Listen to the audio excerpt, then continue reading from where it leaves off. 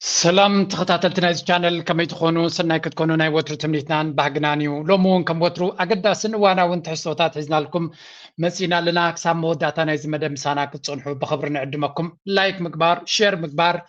حسابكم الريتوكم بحانات من قد مقداف دماكم وترو ساويعتنا يو نتنو قبرو سراح بلايكن بفلاي بلايك بشير تحقزوا لهم ثانك يو ام ديت قبر دما لايك قبرو نابقالكم زباتح نمكبار مالتيو بزو سراح بزو ساعات دوست سراحيو نالبات كم زيلو قرب كلك قليل كمسل غير هون بزخونا جن دس نابلنا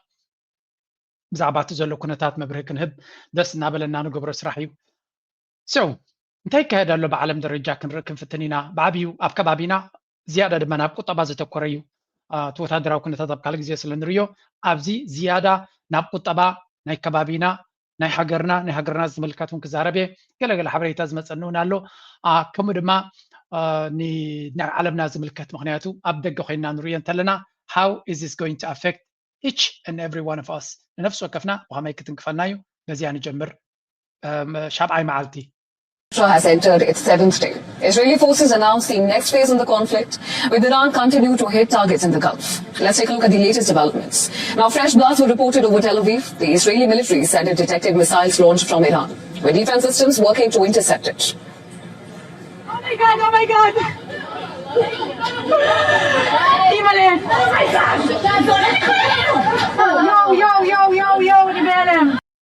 كم تري وزلهم التكوينات أب كل كبيت زلوا أب إيران زور زلوا ترايدي كونه زين أبنت حركاتي حدش ميسايل نا إيران دبحال دلوا أب تل أبيب أب إسرائيل استرايو سودمانتايو إت ميسايل أب كباب إسرائيل مزبطحة يمقاقل سخانتا كم كلاستر بوم بعيناتيو أجن ميسايليو نفسه كيف تحود ما ناتو وور هيد على لوي بحال لذي these are إيران كسع كندي sophisticated كوينا كم سنهت نعلم دقي ما دقاقي ما أب تريولو زلا كونتاتيو سزي دونالد ترامب نتكوينات بحيلي كفتحو أبز فتنولو زلو ويون إسرائيل أمريكا نزكونات زي بحيلي نحن ودو أبزولو زلو أي بحكي كم عينت وتسيد دي دمت زلا بايتا إسرائيل إيران كم تتهرو مدلا نادا خمد ديات خيد زلا كريينا نزكو دايزي برقت أمريكان إيران أمريكان إسرائيل ببرتو عيد بدبالوا علامات نتكوينات كودو يخلي كعصرو يخلي زبلوه نتسرعات كداغما يخلي زبلوه كدبدبو يعللو بينا ساينغ سي قاتم يلنجن بزم دبدا بزي ايران كتداخم تخلد تخون كتلد تخلد تخون زي اقداسي زي هذا كابتن عزبه خوينو ግብረ መልስና ኢራን ግን ናበይ ዘተኮረ ይምርኣይ የድሊ ሕጂ ናይ ግዜ ኩናት እውን እዩ እዚ ምክንያቱ መን ዝያዳ ክሕምም ይኽእል መን ዝያዳ ክቆንዚ ይኽእል ወይ ድማ ክልቲኦም ይጨፋጨፉ ኣለዉ ጌም ቴዎሪ ይብልዎ እዚ እውን ክልቲኦም ነናቶም ስትራቴጂ ኣለዎም ስትራቴጂ ናቶም ድማ ኣት ሴም ታይም እዩ ዝሰርሕ ዘሎ ሓደ ትገብር ሓደ ትገብር ስለዚ መን ዝያዳ ቃንዛ ክፃወር ይኽእል ካ ኣገዳሲት ክትከውን እዚኣ ሕጂ ቃንዛ ናይ ኣሜሪካ ናይቶም ዝወርዶም ዘሎ ስምብራት ጥራይ ኣይኮነን ናይ ቁጠባ ስምብራት ተቐንዲ ኣገዳሲ እዩ ኣሜሪካ ንዶናልድ ትራምፕ ቀንዲ ክስምዖ ዝኽእል ናይ ቁጠባዊ ስምዒት እዩ ኣብዛ ቪድዮ ዝገብረላ ዘለኹ እቲ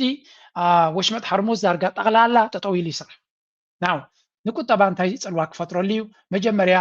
ንንዳ ዶናልድ ትራምፕ ቤዝ ናቱ እንታይ ይብሉ ኣለዉ ንስማዕ this is very interesting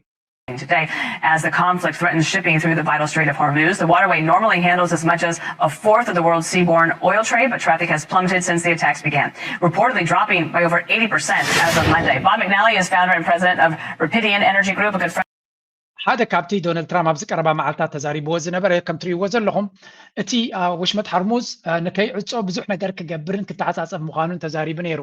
ጌስወት ሓንቲ ኣይሰርሐን ምክንያቱ ጠቕላላ ሓፂኦም እዮም ሳሕቲየን መራኽብ ክሓልፋ ዝኽእላ ዘለዋ ንሳቶም እውን ኢራን ሸለል ዝበልዎን እዮም ስለዚ ሓደ ንስ እዩ ካልኣይ ካብኡ ዝገደደ ኩነታት ኣጋጢሙ ኣሎ ምክንያቱ ኣብቲ ወሽመጥ ሃርሙዝ ጥራይ ዘይኮነስ ኣብቲ ውሽጢ ናይ ኤነርጂ ኢንፍራስትራክቸር ዘጋጥም ዘሎ ሓደ ብሓደ ከርየኩም እየ ክልተ ኣገደሲ ዕላማታት ብተደጋጋሚ ይህረም ኣለዋ እዚ ድማ ነዚ ዞባ እዚ ንሕጂ ጥራይ ዘይኮነስ ዋላ እውን እቲ ኩነታት ጠጠው እንድሕር ኢሉ ንነዊሕ እዋን ክኸይድ ዝኽእል ቃንዛ ክንርኢ ኢና ፎር ኤግዛምፕል ኣብ ኣሜሪካ ድሮቲ ኣሜሪካስ ነዳዲ ተፍርያ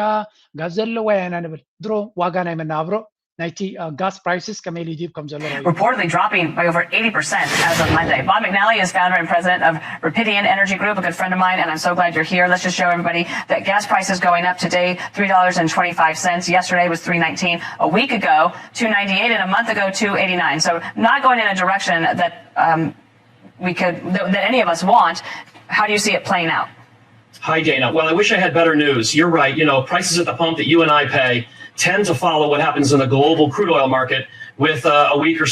or two lag. So even if things turn out well, I still think, unfortunately, those average pump prices are going to head up to around $3.40 a gallon. And that's if things go well. But as you mentioned in the open, if we don't see the Strait of Hormuz opening to commercial traffic, I'm afraid we're only at the beginning of the price increases and they'll go much higher. Exactly. ስለዚህ እዚኣ ነቲ ቤዝ ናይ ዶናልድ ትራምፕ ፅቡቅ ጌራ ትስምዖ ኣሳያ ስለዚ ዋጋ ናይ ነዳዲ ክኸብር ተጀሚሩ ኣብ ኢራን ዝሞቱ ዘለዉ ሰባት ክስምዕዎም ኣይኮነን ናይ ኢማራት ቃንዛ ክስምዖም ኣይኮነን ናይ ቀጠር ቃንዛ ክስምዖም ኣይኮነን ስዑድያ ትረኽቦ ዘላ ክስምዖም ኣይኮነን እንታይ ዳ ኣሜሪካውያን ስሱዓት ስለዝኾኑ ብተፈጥሮም ናይ ካልእ ዓለም እውን ዝግድሶም ስለዘይኮነ ኣብ ጅባ ናይ ኣሜሪካውያን ዘጋጥም ቃንዛ ንሳያ ዝያዳ ትስምዖም and that's happening ዋጋ ናይ ነዳዲ ኣብዘን ሕደት መዓልታት ጥራይ ብዙሕ ለውጢ ክገብር ከም ዝኻለ ኢና ንርኢ ዘለና ስለዚ ብውን ተቐፂሉ ንዶናልድ ትራምፕ ከየቆጥዑ ኢሎም እዮም ቀስ ኢሎም በቃ I'm afraid ገለና ብሎ ብትሕትና ዝዛረቡ ዘለዉ ነዚ ድማ ምስ ግዜ እናረኣናዮ ክንከይድ ኢና ሓደ ካብቲ ንዶናልድ ትራምፕ ፕላን ንክቕይር ክገብሮ ዝኽእል ድማ እዚ እዩ for the global economy, also different parts of the world from what's happening in Iran, and just to kind of update on the various different events that have happened. What has been going on in the last few days is the kind of horror story that economists have been telling themselves for decades and decades about what is the worst single thing that can happen to the global economy. Well, it's kind of happening right now. So the Strait of Hormuz are... ከምዛ ትሪእዋ ዘለኹም ትዘረባ ብሕፅር ዝበለት ኣብዛ ዝወዳእ ዘረባ ቁጠባ ናይ ዓለም ክበላሾ ተኮይኑ ዝተፈላለየ ምክንያታት ከተምፅእ ትኽእል ኢኻ ቀዳማይ ንነፍሲ ወከፍ ቁጠባ ናይ ዓለም ክትርብሽ ትኽእል ነጥቢ ግን እዚ ሕጂ ኤግዛክትሊ ትፍፀም ዘላ ወሽመጥ ሃርሙዝ ክዕፀ ከሎ ምክንያቱ 20 ሚእታዊት ናይ ነዳድን ጋዝን ካብዚ ቦታ እዚ ምንጭዩ ናብ ምልእ ዓለም እዩ ዝኸይድ ካብዚ ቦታ ወፅዩ በቲ ወሽመጥ ሃርሙዝ ገይሩ እዩ ዝኸይድ ነይሩ ስለዚ እዚ ነገር እዚ ኢፌክቲቭሊ ጠጠው ኢሉ ኣሎ እሱ ጥራይ ኣይኮነን ነዳዲ የውፅኡ ጥራይ ኣይኮኑ ዘለዉ እቲ ዝወፅእ ዘሎ ንባዕሉ ኣብዚ ስምዕዎ this is a very interesting story ምስታ ንሱ ጀሚርዋ ዘሎ ከርየኩም what's going on ኣብዚ is the capability that Iran currently holds when it comes to targeting these different areas, but the United States and Israel also heading back. Right, we're also getting some more visuals which are being shared. The Fujairah oil industry zone in the UAE, these are the visuals that we're getting for you right now. You can see that these have increasingly come under target as well. Look at the kind of damage that they've sustained as well. Let me share another image that was shared, also shows the kind of wreckage that we're seeing at Fujairah. So here is the image that we're looking at. Right, and this is the Fujairah oil field which has come under multiple attacks from Iran. And despite the fact that military assets have been mobilized around this area, you can see how the drones, these are loitering munitions, they fly under the radar and they're able to cause this level of damage at the oil infrastructure. And this, once again, just the ከም ትሪእዎ ዘለኹም እዚ ፉጀራ ኣብ ዝበሃል ናይ ነዳዲ ዝኽዘነሉ ቦታ ናይ ኢማራት ማለት እዩ ኣዝዩ ኣገዳሲ ንብዙሓት ናይ ነዳዲ ነቲ ናይ ነዳዲ ቁጠባ ድማ ኣዝዩ ኣገዳሲ ቦታ እዩ እዚ ስለዚ እዚ መበል ካልኣይ ግዜ ዝህረም ዘሎ ኣዝዩ ኣገዳሲ ኩነታት ድማ እዩ ሓደ ኣብዚ ጥራይ ኣይኮነን ነዚኣ ምስ ካልአይቲ ኣተሓሒዘ ከርየኩም እየ ናይ ብሓቂ ክንምንታይ እቲ ኤነርጂ ሴክተር ታርጌትድ ኮይኑ ከም ዘሎ ካብ ግዜ ናብ ግዜ ድማ እቲ ኩነታት ናበርትዐ ይኸይድ ከም ዘሎ እዚ ድማ ነዘን ሃገራት ዓረብ ፈፂምካ ክርሳዕ ብዘይክእል መንገዲ ብብርቱዕ ይህረማ ከም ዘለዋን እዚ ድማ ማንም ሸለል ክብሎ ከም ዘይክእል ሉክ ኣብዚ ሕጂ ሓንቲ እዚ ድማ ኣብ ባሕሬን እንታይ እዮም ዝብልዎ ነይሮም ኣብዚ ናይ 800 ስኩዌር ኪሎ ሜትር ዝኾነ ኣይላንድ ኣብኡ ዝነበረ ናይ ባሕሬን 50 ፍሊት I don't know 50 ፍሊት ፌቨስ ፍሊት ዝብልዎ ድዩ ወይስ እቲ ናይ ነዳዲ ቦታ ኣብዚ ትሪእዎ ኣለኹም ኣይ ቲንክ እዚ እቲ ናይ ኤነርጂ ሴክተር ናቶም ይመስለኒ ሪፋይነር ኦይል ሪፋይነር ናቶም ይመስለኒ ኣብዚ ዝሓለፈ ሰዓታት ከም ዝተቃፀለ ዘርኢ ቪድዮ ወፂኡ ኣሎ ስለዚ ኢራን ነቲ ኤነርጂ ኢንፍራስትራክቸር ከምኡ ድማ ነቲ ኤነርጂ ማርኬት ናይ ዓለምና ናይ ብሓቂ ንክትሃርሞ ንክትርብሾ ዓጢቓ ከም ዘላን እስትራቴጂ ናታ ድማ ንእስራኤላውያን ቀቲላ ወይ እውን ንኣሜሪካውያን ወተሃደራት ቀቲላ ነቲ ኩናት ክትቅይራ ይትኽእል እያ በዚ መንገዲ እዚ ግን ቃንዛ ነዞም ዓረብ ኣበርቲዕካ እንተቐንዚኻዮም እዚ ናይ ብሓቂ ኣብዚኣ ፀኒሓታ እንታይ ይብልዋ ኣሎ ኣሜሪካ has left all its utilities defenseless and send the full protection to Israel ኩሉ እቲ መከላኸሊ ናብ እስራኤል ሰዲዳቶ ነቶም ኩሎም ንሳ ክትቀበሎም ዝግባእ ዝነበረ ድማ ፈንያቶ ይብልሎ ኣይ ቲንክ እቲ ናቶም ኔቪ ቦታ ዝተሃረመ ይመስለኒ ስለዚ እቲ ምቅፃል ከምዚ ኢሉ ይቕፅል ኣሎ ኣብዚ ተመሊስና ኣብቲ ናይ ኤነርጂ ማርኬት ክንርኢ ከለና ግን እዚ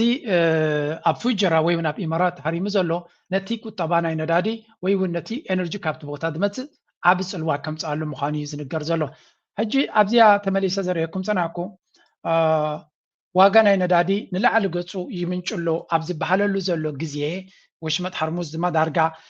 ጠቕላላ መርከብ ከምዘይተሓልፍ ኣብ ገይሮምሉ ዘለዉ ገለገለ ሰባት ኣብ ኤውሮጳ ንዘለና ኣብ ኣሜሪካ ካናዳ ኣውስትራልያ ንዘለና ወይ እውን ኣብ ኢማራት ንዘለና ጥራይ ዝትንክፍ እዩ ዝመስሎ ኤርትራ በዚ ብጣዕሚ እያ ክፅሎ ኤርትራ ዝርከብ እቲ ናታ ኤሌክትሪክ ካብ ነዳዲ ካብ ዲዘል እዩ ዝመፅእ ናይ ኤርትራ ተን ጀነሬተራት ዲዘል እየን ዝጥቀማ ዲዘል ድማ ዋጋ ንላዕሊ ወሲኹ ዘሎ ስለዚ ኤርትራ ሓንቲ ካብተን በዚ ጉዳይ እዚ ዝያዳ ክትህረም ትኽእል እያ ወይ እውን ተጎዲኣ ዘላ እያ ካባና ንላዕሊ ግን ብልፅግና ከርየኩም እየ ፅንሕ ኢለ ካባና ንላዕሊ ብልፅግና ክንዲ ምንታይ ይዝበጥ ከም ዘሎ ብሰለስተ ኣርባዕተ ፋክተርስ እዩ ዝህረም ዘሎ እሱ ስለዚ እቲ ኩነታት ሳክት ኣብ ሃገራት ኤውሮጳን ኣሜሪካን ጥራይ ዘሎ ቃንዛ ይኮና ንዛረብ ዘለና ሃገራት ኣፍሪካ ብዓብዩ ክህረማየን ብፍላይ ድማ እተን ዳርጋ ቁጠባን ኣብ ሰንኮፍ ዝነበረ ሃገራት ክፅመም ዘይክእል ህዝቢ ዘለወን ኣገዳሲ እዚ እቲ ኤሌክትሪክ ንኩሉ እንዲ ዘገድስ ክፅመም ዝኽእል ህዝቢ ዘይብለን ሃገራት ድማ ፖለቲካዊ ነውፅ ከጋጥም ከም ዝኽእል እዚ መጠን ዝነውሓሉ ግዜ ማለት እዩ ምክንያቱ ዋጋ ናብ ወሰኽ ዋጋ ማለት ንሃገራት ኣፍሪካ ቀዳማይ ባንክራፕት ዝገብረን ነቲ መንግስታት ድማ ኣብ ጥፍሽና ዝእትዎ እንተሎ ንሱ እዩ ስለዚ እዛ ኣርእስቲ እዚ ንዶናልድ ትራምፕን ንፖለቲካ ናይ ኣሜሪካን ኤውሮጳን ጥራይ ኣይኮነን ክፀሉ ንብዙሓት ሃገራት ኣብ ኣፍሪካ ድማ ንዓበይቲ ኩናት ትሓስብ ዘለካ ድማ ነዳዲ ከቢሩ ኣሎ ነቲ ኩናት ትሓስብ ዘሎ ብልፅግና መዓት ሎጂስቲክስ ንሰሜን አንቀሳቂሱ ዘሎ ድማ ናይትሜር መርዲእ እዚ ሕማቕ መርዲእ ጥራይና ክንብሎ ንኽእል ንቐፅል ባይ ደ ወይ እዚ ናይ ነዳዲ ምኽባር ንዩክሬን እውን መርዲእ ተባሂሉ ዘሎ ምክንያቱ ራሽያ ነዳዲ ስለ ዘለዋ ክትከስበልያ ንውግናታ ድማ ዝቕየር የለን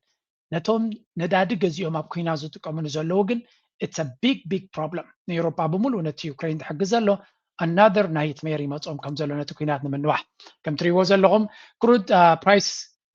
ልዕሊ 80 ሓሊፉ ከም ዘሎን መመሊሱ ድማ ረይወት ኣዳያይባ እዚ እቲ ዘገርም ዘሎ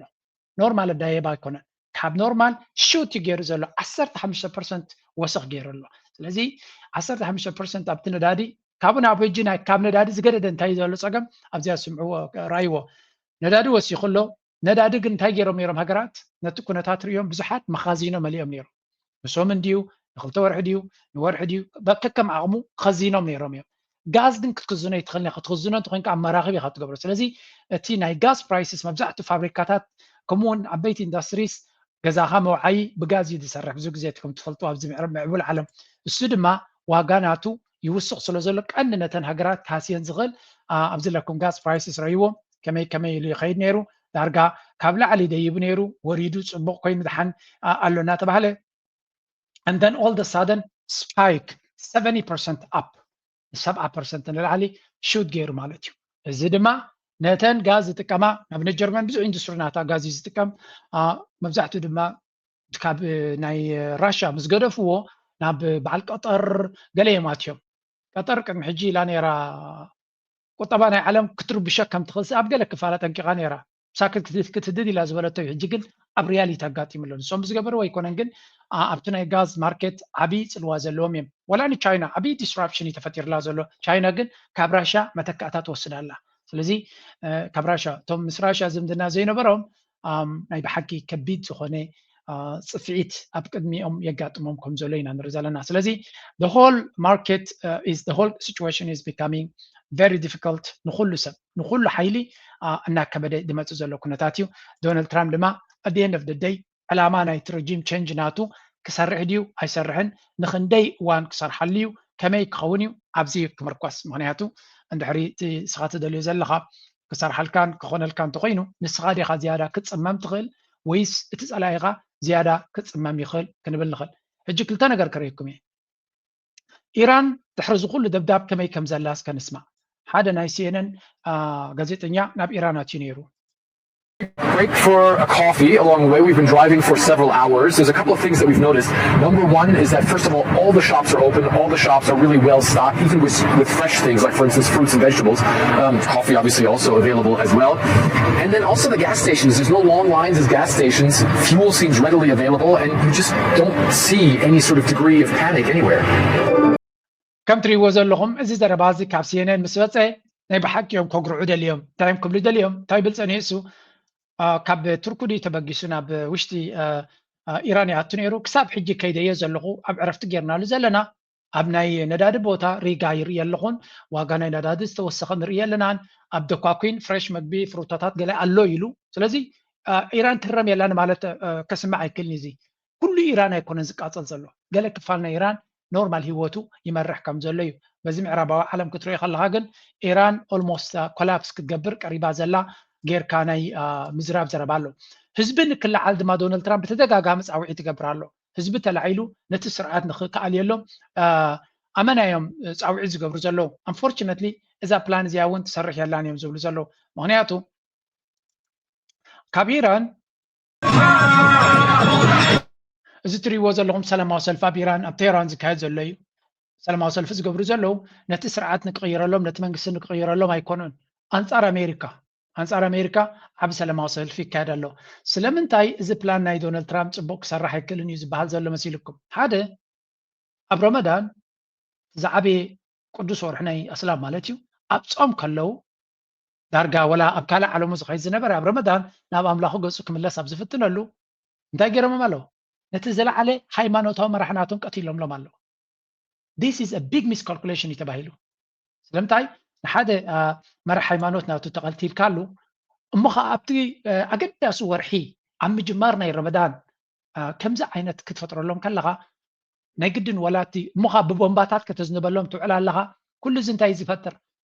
ኣሜሪካ ትክክለኛ ምስሊ ናታ ከመይ ምዃና እያ ትገልፀሎም ዘላ ዝበሃል ዘሎ ስለዚ ኣብ ኢራን ነቲ ናይ ዓለ ኸመነ ስርዓት ክቕይርዎ ዝደልዩ የለውን ይብለኩም ኣለኹም ደራር ብዙሓት ኣምፖፑላር ነርቲ መንግስቲ ዝበሃል ማለት ንብዙሕ ዓመታት ንኢራን ድማ ብቁጠባ ብዙሕ ሽግራት ብሰንኪ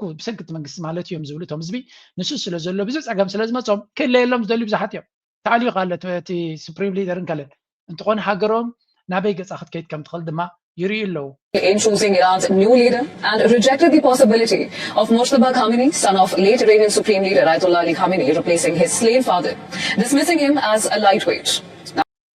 ብሓፈሻ ከም ንሪኦ ዘለና ዶናልድ ትራምፕ እቲ ንሱ ዝደልዮ ኣብቲ መንግስቲ ክመፀሉ ይደሊ ኣሎ እቲ ህዝቢ ድማ ባዕሉ ክለዓለሉ ክኽእል ኣለዎ ነቲ ዝደልዮ ዘላ ኣጀንዳ ምክንያቱ ብቦምባ ጥራይ ፈንጂርካ ስርዓት ክትቅይር ኣይትኽእልኒ ኢኻ ንሪኦ ኣለና እዚ ኩነታት እዚ ህዝቢ ድማ ናይቲ ኩነታት ንዶናልድ ትራምፕን ስትራቴጂናቱን ዝሕግዝ ኩነታት የለን ይብሉ ኣለዉ ካልእ እቲ ወታደራዊ አካይዳ ብፍላይ ንሃገራት ዓረብ እንታይ ይገብረና ኣሎ ንስማዕ Today, here in Qatar, we had a barrage of missiles. It started around 11:50 in the morning and lasted for quite a while. The country was on high alert. The government says that it has intercepted 14 ballistic missiles and 4 drones. Kuwait has declared just about an hour ago that it was coming under attack. And then we have seen also attacks in Bahrain and the UAE. So certainly a heightened sense of insecurity along the region today. That is what's happening while the foreign ministers of the GCC ብሓፈሻ ሃገራት ዓረብ ኩነታት ኣዝዩ በርቲዕዋን ከም ዘሎ ኣብ ኩሉ ቦታታት ድማ ይጥቅዓ ከም ዘለዋን እዚ ቃንዛ እዚ ድማ ናበይ ገፁ ክኸይድ ይብሉ ኣለዉ ሓደ ካብቲ ፍሉይ ትርኢት ወይ እውን ዘገርም ትርኢት ዝብልዎ ዘለዉ እዚኣ ኣብ ካልእ ግዜ እውን ፅቡቅ ገይረ ከምፃልኩም እየ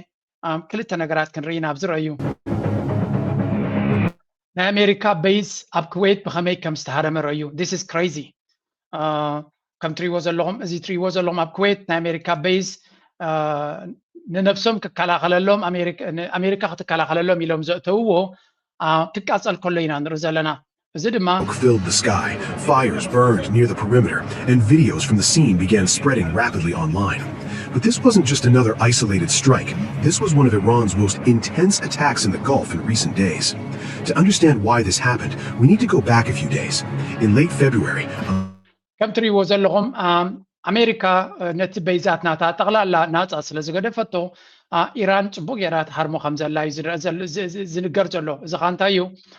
ወላ ሳተላይት ኢሜጅ ሰሪዎ እዚ ቤዛት ክንብል ከለና ተራ ናፃ ወላ ሓንቲ ዘይብሉ ገይሩ ዝግምቶ ሰብ ኣሎ ነው ናይ ሚልዮናትን ኣብ ገለገሊ ድማ ናይ ቢልዮናት ዋጋ ናይ ዓመታት ኢንቨስትመንት ዝገበረትሉ ኣሜሪካ ሓያል ንክትከውን ኣብ ዞባ ድማ ፓወር ፕሮጀክሽን ናታ በዚ ዝረጋገፅ ነይሩ እዘን ሃገራት ዓረብ ድማ ሙሉ ብሙሉእ ናይ ኣሜሪካ መሳርሕትን ክኾና ድማ በዚ ታትዩ ትጋራንቲ ናቶም ነይሩ ስለዚ ኣብዚ እዋን እዚ ሃገራት ዓረብ ናይ ብሓቂ ዓብ ቂምታን ኣብ ሓዘንን ተሰሚዕዎም ኣሎ ምክንያቱ እቲ ዘጋጥሞም ዘሎ ናይ ትሕቲ ቅርፂ ይኹን ትደፊሮሞ ዘሎ ነቲ ብራንድ ናቶም ነቲ ኢሜጅ ናቶም ዘጋጥሞ ዘሎ እቲ ንዓታቶም ክከላኸል ኢሉ ቆይሙ ዝነበረ ሓይሊ ድማ ናይ ብሓቂ ከምቲ ንሳቶም ተፀበይዎ ኮይኑ ይፀንሖምን ሓንቲ መስሓቅ ክበኩም እየ ኢቨን እቲ ኣየር ዲፈንስ ሲስተም ናቶም ሲ ነፍሱ ዲፈንድ ክገብር ኣይከኣለን ዝብል ቪድዮ ርኢ ኣለኹ ኣነ It's a little bit hilarious ኣብዚኣ ስምዑ እዚ may have delivered a major shock to America's missile defense network in the Middle East. New satellite imagery suggests that radar systems linked to the US-built THAAD missile shield were hit during recent Iranian attacks across the region. According to CNN, one of the most critical sites, the THAAD radar installation. استري وزلهم تاد بحال تزخبر اير ديفنس سيستم يو ازي كبور دارغا صاصي يحلفني زبحاليو اتصقم جن تي اذن شاهد درونز بحالا ناي ايران معبولات ايكونان عمنا سوفيستيكيتد ايكونان جن اتي شاهد درون زي تاد زبحال يكون كاله باتريوتس نا امريكا اتي ميسايل قلطف تخوين تراي كريو زغلو ازي شاهد زبحال جن حدا تحيتي زقيدي لهم كالاي دما زحولي سلازي اترادار دك كرغبي كالن ኣብ ኣሜሪካ ፍሉይ ፖለቲካ ናይ ኣሜሪካ ብሰንኪ እዚ ናይ ሻሂድ ድሮን ብዙሕ ፀገም ኣጋጢሞም ከም ዘሎን ሓድሽ ቅልጡፍ ዝኾነ ለውጢ ክገብሩ ከም ዘለዎም ሕሉፍ ሓሊፎም ክሳብ ናብ ዩክሬን ከይዶም ካብ ዩክሬን ዘለንስኪ ሓገዝ ንኽቦም ይሓቱ ከም ዘለውን ሕራይ ኢሉ ስፔሻሊስትስ ናቶም ክሰደሎም ምዃኑ ዝንገር ዘሎ ስለዚ ከምዚ ንሪኦ ዘለና እቲ ናይ ኢራን ወታደራዊ ዓቕሚ ንኣሜሪካ ኣመና ኣሰንቢድዋ ኣሎ ንሳ ተሃርሞ ዘላ ዘይኮነስ እቲ ግብረ መልሲ ካብ ኢራን ዝመፅእ ዘሎ ካብ ቁፅፅር ወፃኢ ናቶም ይኸይድ ኣሎ ስለዚ እዚ ድማ ሓደ ካብቲ ነቲ ዳይናሚክስ ናይ ኩናት ብዓቢ ደረጃ ክፀሉ ዝኽእል ዝበሃል ዘሎ ንስ እዩ እንድሕሪ ሓደ እዚ ኣዝዩ ክቡር ኤር ዲፈንስ ሲስተም ወላ ተኪስካ ነቲ ድሮን ተሃረምካዮ እንደ ዋፅኣካ ዓይነት ክኾን ከሎ እቲ ካልእ ድማ እቲ ኤር ዲፈንስ ሲስተም እውን ንባዕሉ ይህረም ከም ዘሎ እዩ ንኣብነት እዚ ናይ ፍጅራ ናይ ነዳዲ ቦታ ዝተሃረመ ኤር ዲፈንስ ሲስተም ነይርዎ እዩ ስለምንታይ ክከላኸለሉ ይከኣሉን ከምዚ ዓይነት ስትራቴጂካዊ ቦታ ንኢማራት ራይ ደይኮነስ ንቁጠባ ናይ ቁጠባ ናይ ዓለም እውን ተራ ዘለዎ ስለምንታይ ክትከላኸለሉ ዘይከኣለት ኣሜሪካ ወይ እውን ስለምንታይ እቲ ኤር ዲፈንስ ሲስተም ዘይተኸላኸለሉ ንዝብል ንኩሉ ክከላኸልዎ ዓቕሚ ስለ ዘየላ ኣብዚ እዋን እዚ እቲ ኩነታት ካብ ግዜ ናብ ግዜ እናተበላሸወ ይኸይድ ኣሎ ካልእ ንሃገራት ዓረብ ኣብዚ እዋን እዚ በዳሂ እናኾነ ዝመፅእ ዘሎ ዝበሃል ዘሎ ድማ ولا بكال علاماتهم كما تيجي بفلاي نهاجرات عرب اتزبده كون زخل زبال زلو ناي where is that video it's the so-called ناي مقبت أقام Grocery on Sunday concerned shoppers stocking up on whatever they can, just a day after Israel and the US began its attack on Iran, a conflict that since spread to the Gulf. Many are reportedly hoarding supplies amid the uncertainty. The states that make up the Gulf Cooperation Council, or GCC, rely heavily on imports to feed their populations, totaling some 60 million people. Smaller nations like the UAE, Kuwait, and Qatar import more than 90% of their food. The vast majority of it arrives on container ships through the Strait of Hormuz. Iran closed that vital shipping lane on Sunday, posing a significant challenge to the GCC's. حجي حنتي نزا فيديو زيا نغرب كخلخو زرا اخوا فيديو زبكم زلخو Say the immediate impact will be on continuous supply chains like fresh produce. There will be food price inflation from a number of factors. So one of those is the changing of routes. So if food is flown in or brought in overland, that is going to be more expensive than shipping. Gulf states have moved quickly. حجي حنتي كابتن بزح سب زارب الله زلو ارستي قداي ناي مغبيو اب دبي درو اب بزح ميدياتات ناي اوروباون كوصر يخم بالهم ناي 10 معالتي ستورج نيروم يزبحال 10 معالتي كصنح زخل ناي مغب ستورج نيروم اتكوينا دما شاتشاي معالتي شابعي معالتي يزلو مخناتو حجيتي كابتا كوينا زجمر لا يكوننتي ودبات عاتيو ግን ካብታ ኩናት ዝጀመረላ ሓንቲ መዓልቲ ምስ ፀንሐይቲ ጀበል ዓሊ ዝበሃል ወደብ ናይ ኢማራት ሃሪሞ መጀመርያ ስለዚ ኢማራት ገለ ካብቶም መጀመርያ ታርጌት ዝኾነት እያ ብቅፅበት ኣብቲ ዋንቲ ብዙሕ መግቢ ኢትያዳ የተወትን ካላርስቲ ኮይኑ ሃገራት ዓረብ ኣብ ከቢድ ወጥራት የን ኣለዋ ብፍላይ ድማ ኢማራት ሕጂ ኣብዚ ክልተ ነገራት ከረየኩም ይደሊ እዚኣ ካርታ አንተባሪየኩም ነይረ እዚኣ ካርታ ራይዋ ኣብዚ ካርታ እዚ እንታይ ትሪኢ ኣለኹም ሓንቲ ካርታ ክበኩም እየ ምክንያቱ እዚ እቲ ዝዓበየ ትራጀዲ ክኸውን ዝኽእል ኣብዚ ኩናት እዚ ዝብልዎ ዘለው ንስዩ let me give you this one ሕጂ ኣብዚ ካርታ እንድሕር ሪኢኹሞ ብዕቢ ዝበለት ካርታ ኦኬ መን ትሪኡ ኣለኹም ኣብዚ ስዑድ ዓረብ ቀጠር ዩኤኢ ባሕሬን ንሽተይ ስለ ዝኾነት ኣይገበርዋን ኣለዉ ኩዌት እናበለይ ዝኸይድ ኣብዚ ሕጂ ብፍላይ ዩኤኢ ቀጠር ኩዌት ከምኡውን ባሕሬን كلن زين هاجرات زياتن بزي وشمت حرموز يزاتهم مقبي ودبناتهم افدقناتهم السيو سعوديه بغاية بحري كم دليتها كنت تدخلها اتن قالوا هاجرات جن بوشمت حرموز ترايكاتهم زغن تزي اللي كاب سعود عرب بقري ويون بمخاين كالن ويون كاب عمان بمخاين كمتصوم كخلالو بعبيو ببحري دمتصوم سلازي بفلاي قطرن قطر كم سعوديه صبو سلازلا كاب سعوديه منقد سعوديه غير ختم سخت فتنيا تبحرين زبحالهم كمو امارات جن እቲ ዝዓበየ ፀገም ምስ ስዑድያ ርክብ የብላን ስለዚ ምስ ስዑድያ ተባሂሶም ስለ ዘለዉ እኮ ሕጂ ክዕረቑ ክእሉ እዮም መግቢ ካብ ስዑድያ ክንምንታይ ክእትዉ ይኽእሉ እዩ ስለዚ እቲ ዝዓበየ ፀገም ክኸውን ዝኽእል ኣብዚ እዋን እዚ መግቢ ኣብዘን ሃገራት እዚኣተን ብኸመይ ክኣቱ ይኽእል የስ ሚሳይላት ከም ዝኣቱ ዘሎ ንሰማዕ ኣለና መግቢ ከበይን ክኣቱ ይኽእል ስለዚ ኣብ ዱባይ ዘሎ ፀገም ዳርጋ እቲ ሰብ ዓብ ራዕዲ ወሪድዎ ዘሎ እዩ ዝበሃል ዘሎ እዚ ራዕዲ እዚ ድማ ብክንደይ ክቕፅል ይኽእል ብፍላይ እቲ ናይ መግቢ ምስቲ ፍርህ ዘሎ ምስቲ እቲ ኩነታት እናተበላሸወ ይኸይድ ኣሎ ዝበሃለ ዘሎ ኣብ ንክንደይ እዋን ብከምዚ ተፀሚሞም ክኸዱ ይኽእሉ ንክንደይ እዋን ከ እዚ ጉዳይ እዚ ክኸይድ ይኽእል ናይ ብሓቂ ዘገርም ኩነታት ኢና ንርኢ ዘለና እቲ ካልኣይ እዚኣ ስምዕዋ Dubai's reputation as a safe haven for the world's wealthy is facing a major test. For more than a decade, United Arab Emirates, which has positioned Dubai as a hub of global wealth, attractive tax policies, political stability, and even luxury lifestyle options help draw thousands of wealthy expatriates and global investors. According to data from Henley and Partners, Dubai's millionaire population has doubled since 2014. The city is also home to 237 centimillionaires, individuals with wealth exceeding 100 ሕጂ ኣብዚ ብፍላይ ንዱባይ ዝምልከት ብዙሕ ዘረባ እንዲድወፅ ዘሎ let me give you was this ጽቡቕ ዝኾነ ቪድዮ ነይሩ እሞ not built on oil. Read that again. The most iconic skyline ሕጂ ድሓን ነዚኣ እናተሓሓስኩልኩም ክኸይድ ስለ ዝኾንኩ ሓንሳብ ብፍላይ ምስቲ ናይ መግብን ናይ ንግድን ዝብልዎ ዘለዉ ከተሓሓዘልኩም እየ ኣብ ኢማራት ብፍላይ ድማ ናብ ዱባይ ዘተኮረ ዝዛረብዎ ዘለዉ ኣርቲክል እዩ ሓደ ኤክስፐርት ኣብዚ እዚ ኩናት እዚ ካብ ዝጅምር ኣጋጢሙ ዘሎ ኢሉ ዝፀሓፎ ናይ ዱባይ ስቶክ ማርኬት 10% ንታሕቲ ወሪዱ ከም ዘሎ ብሰንኪ እዚ ኩነታት ማለት እዩ ኣብዘን ዝሓለፋ ክልተ መዓልታት ጥራይ 10% ንታሕቲ ዓብዩ 10% ስቶክ ማርኬት ክወርድ ከሎም that's a big crash ካልእ እቲ DFM circuit breaker reduced to 5% ዝኻ ነቲ ኩነታት ኮንፊደንስ ናይ ኢንቨስተር ንኸይድህሉ ብዙሕ ነገራት ይገብርሎ ማለት እዩ እቲ ኢማር ዝበሃል ፕሮፐርቲስ እቲ ዝዓበየ ህንፃታት ወላ እቲ ቡርጀል ኸሊፋ ዝበሃል ዝውንን ካምፓኒ ብርክናቱ ብ10% ጎዲሉሎ ይብሉ ኣሎ ባንክታት ናይ ኢማራት ናይ ካሽ ሕፅረታት የጋጥሞም ኣሎ ቁጠባ ናይ ኢማራት ኣብ ቀዳሞት 48 ሰዓታት ጥራይ ካብ 75 ክሳብ 77 ቢልዮን ክሳራ ኣጋጢሞሎ ይብሉ ጀበል ዓሊ ፖርት ዝበሃል ዘሎ ተዓፅዩሎ ከፊላውን ይሰርሕ እንተሎ ማለት እዩ ናይ UAE ሱፐርማርኬት ሸልፍስ ኢምፕቲድ ኣፍተር ኢራን ስትራይክ ናይ ሱፐርማርኬት ናይ ምግቢ ዓብ ፀገም ኣጋጢሙሎ UAE ልዕሊ 80% ናይ ምግባ ካብ ደገ ይድመፅእ ብመራኽብን ብኻልን ገይሩ ስለዚ እዚ ነፍሱ ዝኻለ ፀገም ፈጢሩሎ ፓኒክ ባይን ዝበሃል ድማ ቅድድም ናብ ምግቢ ስለ ዝፍጠር መሊስካ እቲ ነገር እናገደደ ይኸይድ ማለት እዩ እዚ ናይ ግሮሰሪ ፀገማት ኣጋጢሙሎ ፖስት about the crisis UAE threatens 50 ዝኾነ ይኹን ብዛዕባ እዚ ፀገማት ወይ እውን ሚሳይላት ድሃርሞ ዘሎ ናብ ሶሻል ሚድያ ንዝፀሓፈ ሰብ 54,000 መቕፃዕቲ ዶላር ማለት እዩ ወይ ሓደ ዓመት ክእሰር ከም ዝኽእል ስለዚ ፅኑዕ ዝኾነ ምክትታል ይገብርሎ ምንታን እቲ ሰብ ተሰናቢዱ ነቲ ሃገር ናብ ካልእ ኮላፕስ ከይወስዳ ማለት እዩ ኩሉ እዚ ዘጋጥም ዘሎ ስለምንታይ እንድሕሪ ኢልካ እቲ ኩነታት ቀሊል ከም ዘይኮነ እዚ ዝፈጠሮ ድማ ሓደክ ነፍሰይ ያውፅእ እንኮይኑሎ ኣብዚ እዋን እዚ ሃገራት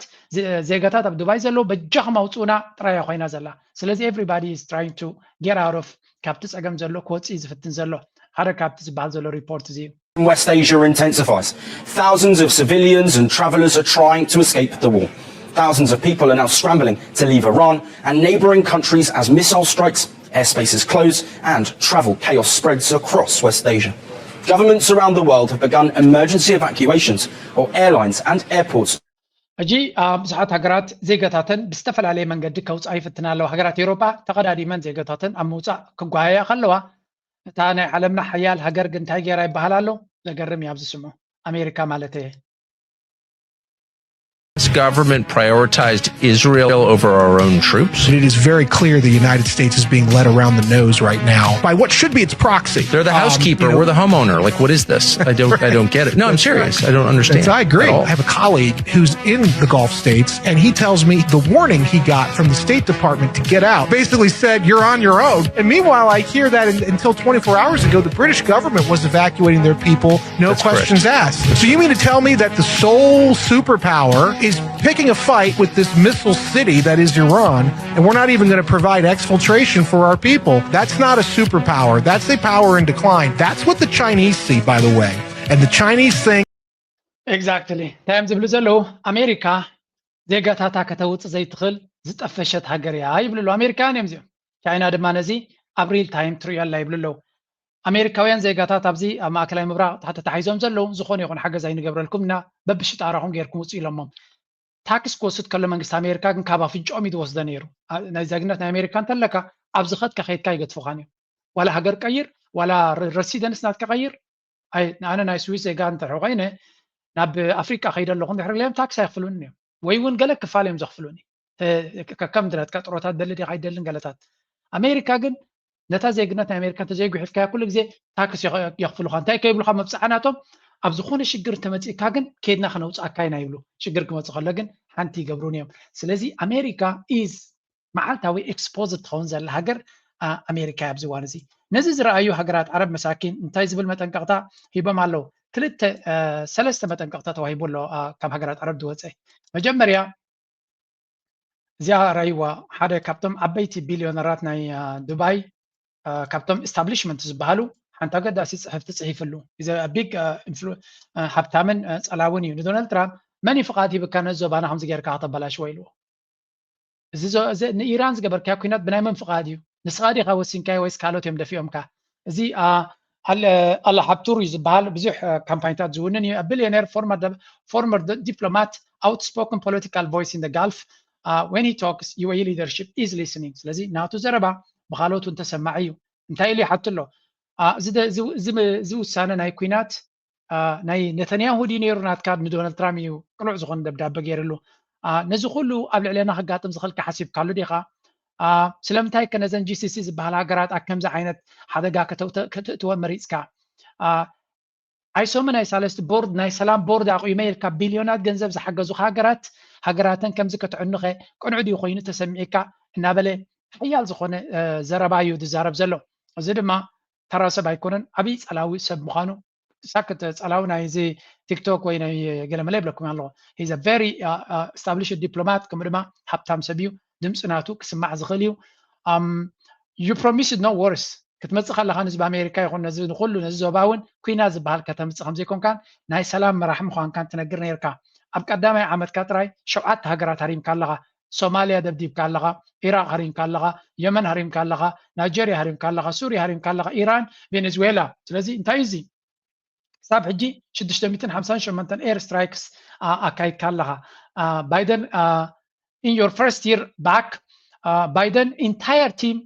which criticized ካብቲ ናይ ጆ ባይደን ኣብ 4 ዓመቱ ዝገበሮ ትነቕፎን ትፀርፎን ዝነበርካ ንስኻ ብሓደ ዓመት ቀዲምካ ኣለኻ እዚ ከመይ እዩ እዚ ኩነታት ትሪኦ ዘለኻ ዋጋ ናይቲ ውግእ ጌርካ ዘለኻ ክሳብ ሕጂ ጥራይ ብሎ war costs 40 to 65 billion for operation ሓደ ኩናት ጀሚርካ ካብ 40 ክሳብ 65 ቢልዮን ይድወስድ possibly ልዕሊኡ 210 ቢልዮን ክወስድ ይኽእል እዩ ስለዚ ክንዲዚ ዋጋታት ስለምንታይ ተኸፍል ኣለኻ ንዓለም ኢሉ ሓደ ከቢድ ዝኾነ ዘረባ ተዛሪብዎ ኣሎ ዘረባ ጥራይ ግን ኣይኮነን ካልእ ሓደ let me give you እዚኣ ትሪእዋ ዘለኹም ሓንቲ ኣርቲክል ኣብ ፋይናንሻል ታይምስ ዝወፀት እያ GCC ዝበሃላ ሃገራት ከም ትሪእዎ እንደለኹም ኩለን ቀጠር ብፍላይ ቀጠር ስዑድያ ኢማራት ማለት እዩ ዶናልድ ትራምፕ መጀመርያ ገይሹ ምስ መፆም ትሪልዮናት ገንዘብ ነፍሲ ወከፎም ትሪልዮን ወይ ልዕሊኡ ኣብ ኣሜሪካ ኢንቨስት ክገብሩ ምዃኑ ተዛሪቡ ነይሩ ፋይናንሻል ታይምስ እንታይ ኢሉ ኣውፂኡ ነይሩ ነዚ ኢንቨስትመንት እዚ ክንገድፎ ኢና ምክንያቱ ዘይተፀበናዮ ዕንወት ወሪድና ስለ ዘሎ ኣብ ኣሜሪካ ኢንቨስት ምግባር ክንገድፎ ኢና ዝብል ዘረባ ይዘራርቡ ከም ዘለዉ ፋይናንሻል ታይምስ ዝበሃል ኣውፂዎ ነይሩ ስለዚ ሃገራት ዓረብ ምስ ኣሜሪካ ዘለዎም ርክብ ዳግመ ግምት ንክገብርሉ ዝዓበየ ኩነታት ይመፅዎም ዘሎ እዚ ኩነታት ንክንደይ ክቕፅል እዩ ብኸመይ ክቕፅል እዩ እንታይ ዓይነት ሓደጋ ክህልዎ እዩ ንግዜ ዝግደፍ ኮይኑ እዚ ሕጂ ኣጋጢሙ ዘሎ ኩነታት ብፍላይ ንኢማራት ኩሉ ስትራቴጂናታ ተረውሊ ኩሉ ንክትሓስበሉ ዝበለፀ መድረኽ ክፍጠረላ ከም ዝኽእል ወይ እውን ናይ ብሓቂ ሪፍሌክት ንክትገብር እሞ መንገዲ ንክትቅይር ትደሊ እንድሕር ኮይና እቲ ዝበለፀ ኩነታት እዩ ናው እዚ ኩነታት እዚ ሃንደበት ንኢማራት መንገዲ ክቕይሩ ክገብሮም እያ ንብል ኢና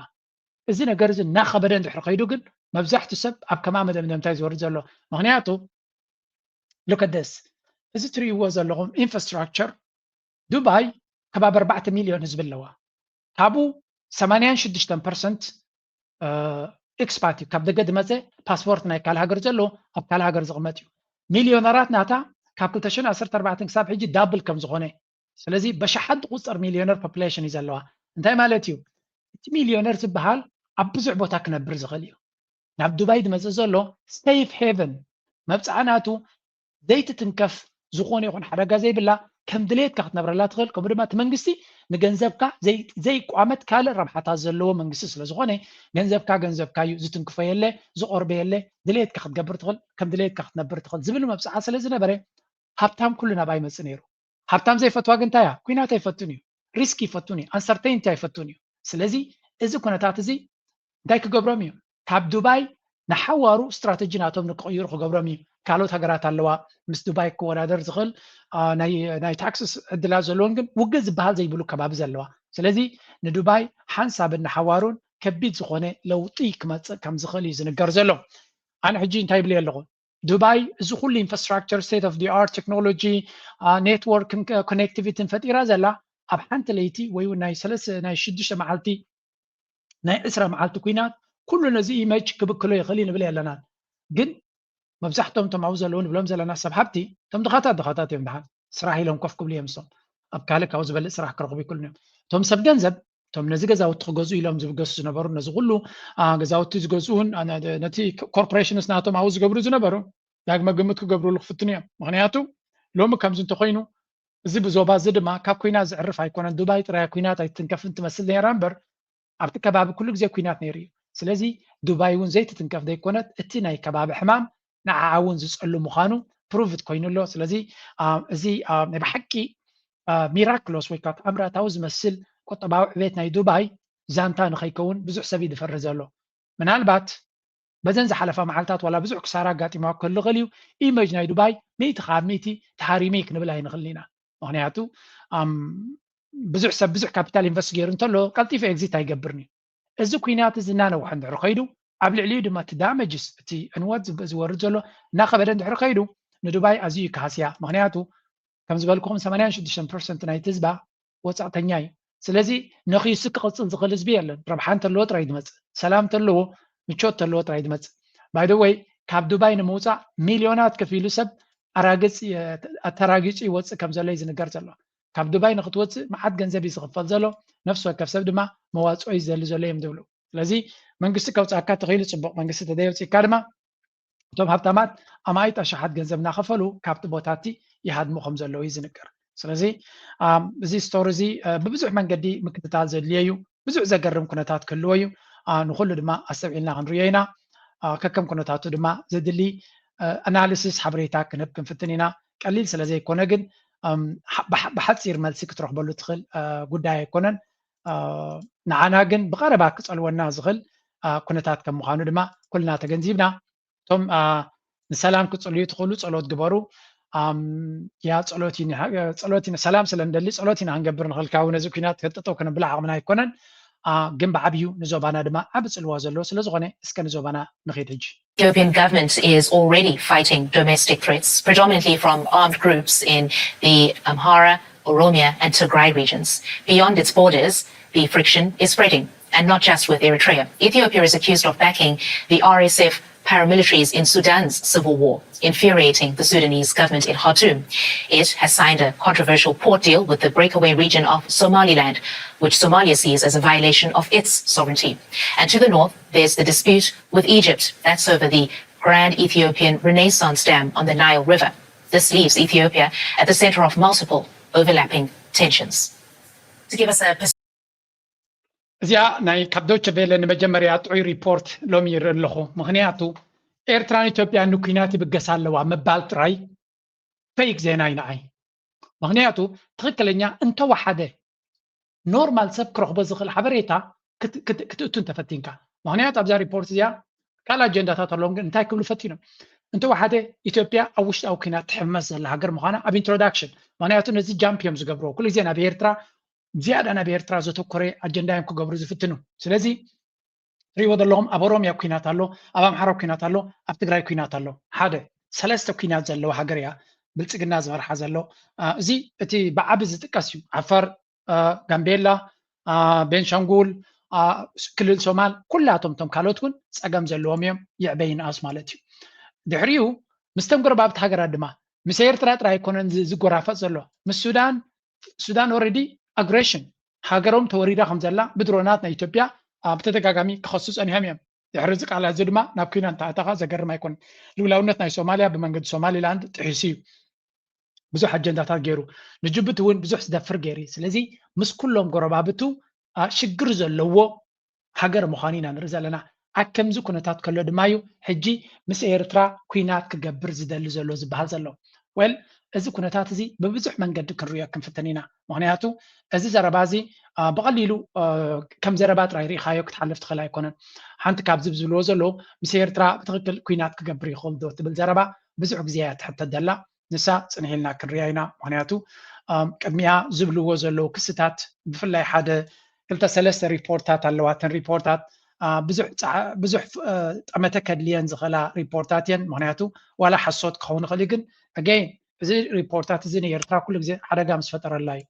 አገዛዝ የባህር በር በሚል ቅዠት ከአስመራው አገዛዝ ጋር የገባበት ፍጥጫን ተከትለው የኤርትራ ሰራዊት በኢትዮጵያ ግዛት ውስጥ መታየቱን የአሜሪካ ወታደራዊ ተቋም አስታወቀ። በህዝብ ዘንድ ሙሉ በሙሉ ተቀባይነት ባጣበት በዚህ ወቅት በውጭ ደግሞ በዲፕሎማሲው መስክ ተገልሎና ከጎረቤቶቹ ጋር በጠላትነት ተፈርጆ ይገኛል። በተለይም ከኤርትራ ጋር ያለው ግንኙነት ወደ ከረረ ጠብ ማምራቱን ተከትሎ የኤርትራ ሰራዊት በድንበር አካባቢዎች አልፎም በኢትዮጵያ ግዛት ውስጥ እንቅስቃሴ እያደረጉ እንደሚገኝ በተለይም በዛላምበሳ በአዲግራትና በሁመራ አቅጣጫዎች ሰፊ ወታደራዊ እንቅስቃሴ መጀመሩ አሜሪካ ወታደራዊ ተቋም አስታውቋል። የኤርትራ መንግስት ይህንን እርምጃ የወሰደው ከአገዛዙ ሊሰነዘርበት የሚችለውን እኛውንም ትንኮሳ ለመመከትና የራሱን የለውና ስጋት ለመቀነስ እዛ ዘረባ እዚኣ ሰራዊት ናይ ኤርትራ በብዙሕ መንገዲ ናብ ኢትዮጵያ ውሽጢ ኣቱ ከም ዘሎ ዝገልፅ ሓበሬታ ወፂኡ ኣሎ ምናልባት ብክልተ መንገዲ ድማ ክንሪኣ ኣተሓሒዘ ካብ ምንታይ ዝመንጨወ ሓበሬታ ክንሪኦ ኢና حمدايت أب تقحم مراب تركب ناي سودان كتما أبلا السراويت إرترا كم نبرت تمثيلهم يأتوا كم زلوا تجلسوا حمدايت نمن قصاص وتهدرات إرتران نمساجريت نتجلجل كم زلا نمسحت ز أفريكا ريبورت صريحو أفريكا ديفنس فورس تبع المرو حبريتات تبزيبو نبرت وصنا وسن تجرين إرتران كم زبلوا وتهدراويان مكاين أب منجو تهدراو معسكرات إرتران وتم حوحات استوطات صارهم كبابتاتني ملال ساهم زلوا أجلسهم قالوا تهدرات إرتران ما بوجن حمدايت نوحمرا بعلوم كم وتهدرات إثيوبيا أمثيلهم كأتوا يفتنوا كم زلوا نحنا دما بترجع من حزام لنا قبل حدا من شيء أفريكا ديفنس فورس حبيرولو جنتهم نايجزارسهم يونيفورم زربس وتهدرات إرترا دما كاب مغلق كاب عدقرات كمون زالم بساعات يوم على قبليو اتوتهدراو من شيء جريتو زلو اتوتهدراو من شيء كم زبلو إرتراويانن أب تجري زلو نحوحات مشارفتن أب منقوم يتحبابرولو حبراو علامهم نتهاجر مفراسيو حجيت وشتاهو كد يتقوم للو قبل جريت زلو أب دوبات تجري زراي زلو وتهدرات إرترا نداق ما يوجس قات فتيرهم علو أب تجري زركوب نبرت كم زبلو وتهدرات إرترا نبكوا بتاتدوب كم زاتون أزدمان نبكيناتنا مملاس سجات كم تفترن يوم قديسهم زمتها وتهدرات زمت زلو كلتين هاجرات بزعبة أفدق قيح بحري أبز قبر زلوا مسحاب أسمرا نهزبويان حرنة تجري تدقف على بزبل كسنيو قدما مينيستر إثيوبيا أبي أحمد وتهدرات إرترا أبت بخلتش عن إسران كلتين زب كعكينات مس سراويت إثيوبيا تسلفهم كواجو كلو جاملا وقتلت قبل هجي زي كسين سمع زلنا سراويت إيرترا ببزح من قدي يعطوا خمسة ليهم تنقر زلوا حمراك بهالكلو معراب إيرترا ويون دوبنا إيرترا إثيوبيا السودان مالتيو سأز بوجاف كابا حليفهم دما كسابة بوجلنا بعد سنة في مالتي زي أدقرات قليل كها زلمة بس مالتي بو يبللو زي مالت دما تقرأي بزلوا بوتاتات ويون بخال بوتاتات سراويتنا إيرترا يعطوا ليهم زبل زلوا زي حق كل وقت حصد كون خل مهنيات at this point أبزار كنا تاتزيا أتم عرباو ميديا انتهي بلالو أتحقق من كهل مخانة تردينا له انتهي بلالو زي نقوم مشيتين تبلت الناس قبل زلوا. Stern warning to Eritrea says further attempt to harm Ethiopia will be the last. Prime Minister Abiy Ahmed has issued a sharp warning to Eritrea, declaring that any future attempt to harm Ethiopia or its citizens will be the last. Speaking in Tigrinya with the Ethiopian news agency on كم ريزة لنا نقوم مشيتن نهير تراخة تنكق كبرزنا حنساب كفكر حنساب كتنكق أصل تشينا زل مراحي إيرترا سقم تكتوسد انت مريتا زخل كلا كاليلن أنيتيز ترجع بخل بفزح إيرتراويان ولو إن بمحبر السبع عالم قبولي مهنيات إيرترا لولا والنتا تتنكيفيو إيرترا وجن خطوج ملو مثلنا حبرتنا يونايتد نيشنز دقافا اللوا مهنياتو نلولا والنتا نجزاتها واحد النتا نناس النتا نخل نجراتا بخل من قدي حدا جزء يكونه بزح جزء دفير وي إيرترا دما مثلنا رأس مكل خالص لزلوا رأسنا خط كلا خالص قم تخطو ستخلع ناو إيرترا كوينا تجمر ويجمر على يبلي اللغون اتزب بحال زلو زرباقن انتاي سكيب للو أنا كود جرماني إزي زربازي إيرترا ونصبق شفان سلزخوني دي أندردوغ ناي أبزك أربعة وتيزولو أرتيكل نيويورك تايمز بحالي وتيزولو انتاي يمزبلو زلو علم أبقوداينا إيران ناي كالن كتزارب كلا بلتقنا نتكونا تاتي تتقيمو ويون إثيوبيا نابي إيرترا قيدو بحر كوست كم زخلي بلو Ethiopia's demand for the right to access drive fears of new war with Eritrea يمزبلو زلو أوكي هجي اسكاب زين رأيهم تايب لو إثيوبيا أبدأ بحر زي بالله كوينا كتر فايت خلنيها أبدأ بحر جدا بفتوت كوينا بحيلي قبل نويح جزية حلي في اللو زين بلتقنا مراحي هجي توتر دماء نار السنة خيط كم زلو بزحات كومنتيترس دماء بلتقنا عن زكونتات زي تتقيمو عدلات كفتر خليو نزي منقو علم ملوء ناي كوينات ناي راشا ناي إيران إسرائيل أمريكا عرب أبز بحلول زلو بلتقنا هند بتحج حفيلو قيدو هذا ناي فرنسا بس هز قبريو كيدو أفضل بحري نخركب زبالة عدل كتك أمالي خلخوني يمزبلو أبيتنا إيرترا زي مفلاتكم كتفلطوا سلا زي تدلين بر سلا دي تفلط خايكم كمان مجمريا بلتقنا أنا داس قمت زيان توسيدو عمرو كتحصر مخانا فليتنا لنا معناته دارجا مبزحتو سب أب حد مدام نمتايد بس أزلو بلتقنا أبزح حجي سكدا أزانا دي تشوفيل زي قبروا كسمعكم أبا حد إكسبرتي لهم زغربو تحطوا تسمعون. With Eritrea, what is the state of the country's military after the Tigray conflict? W News Africa Zacharias.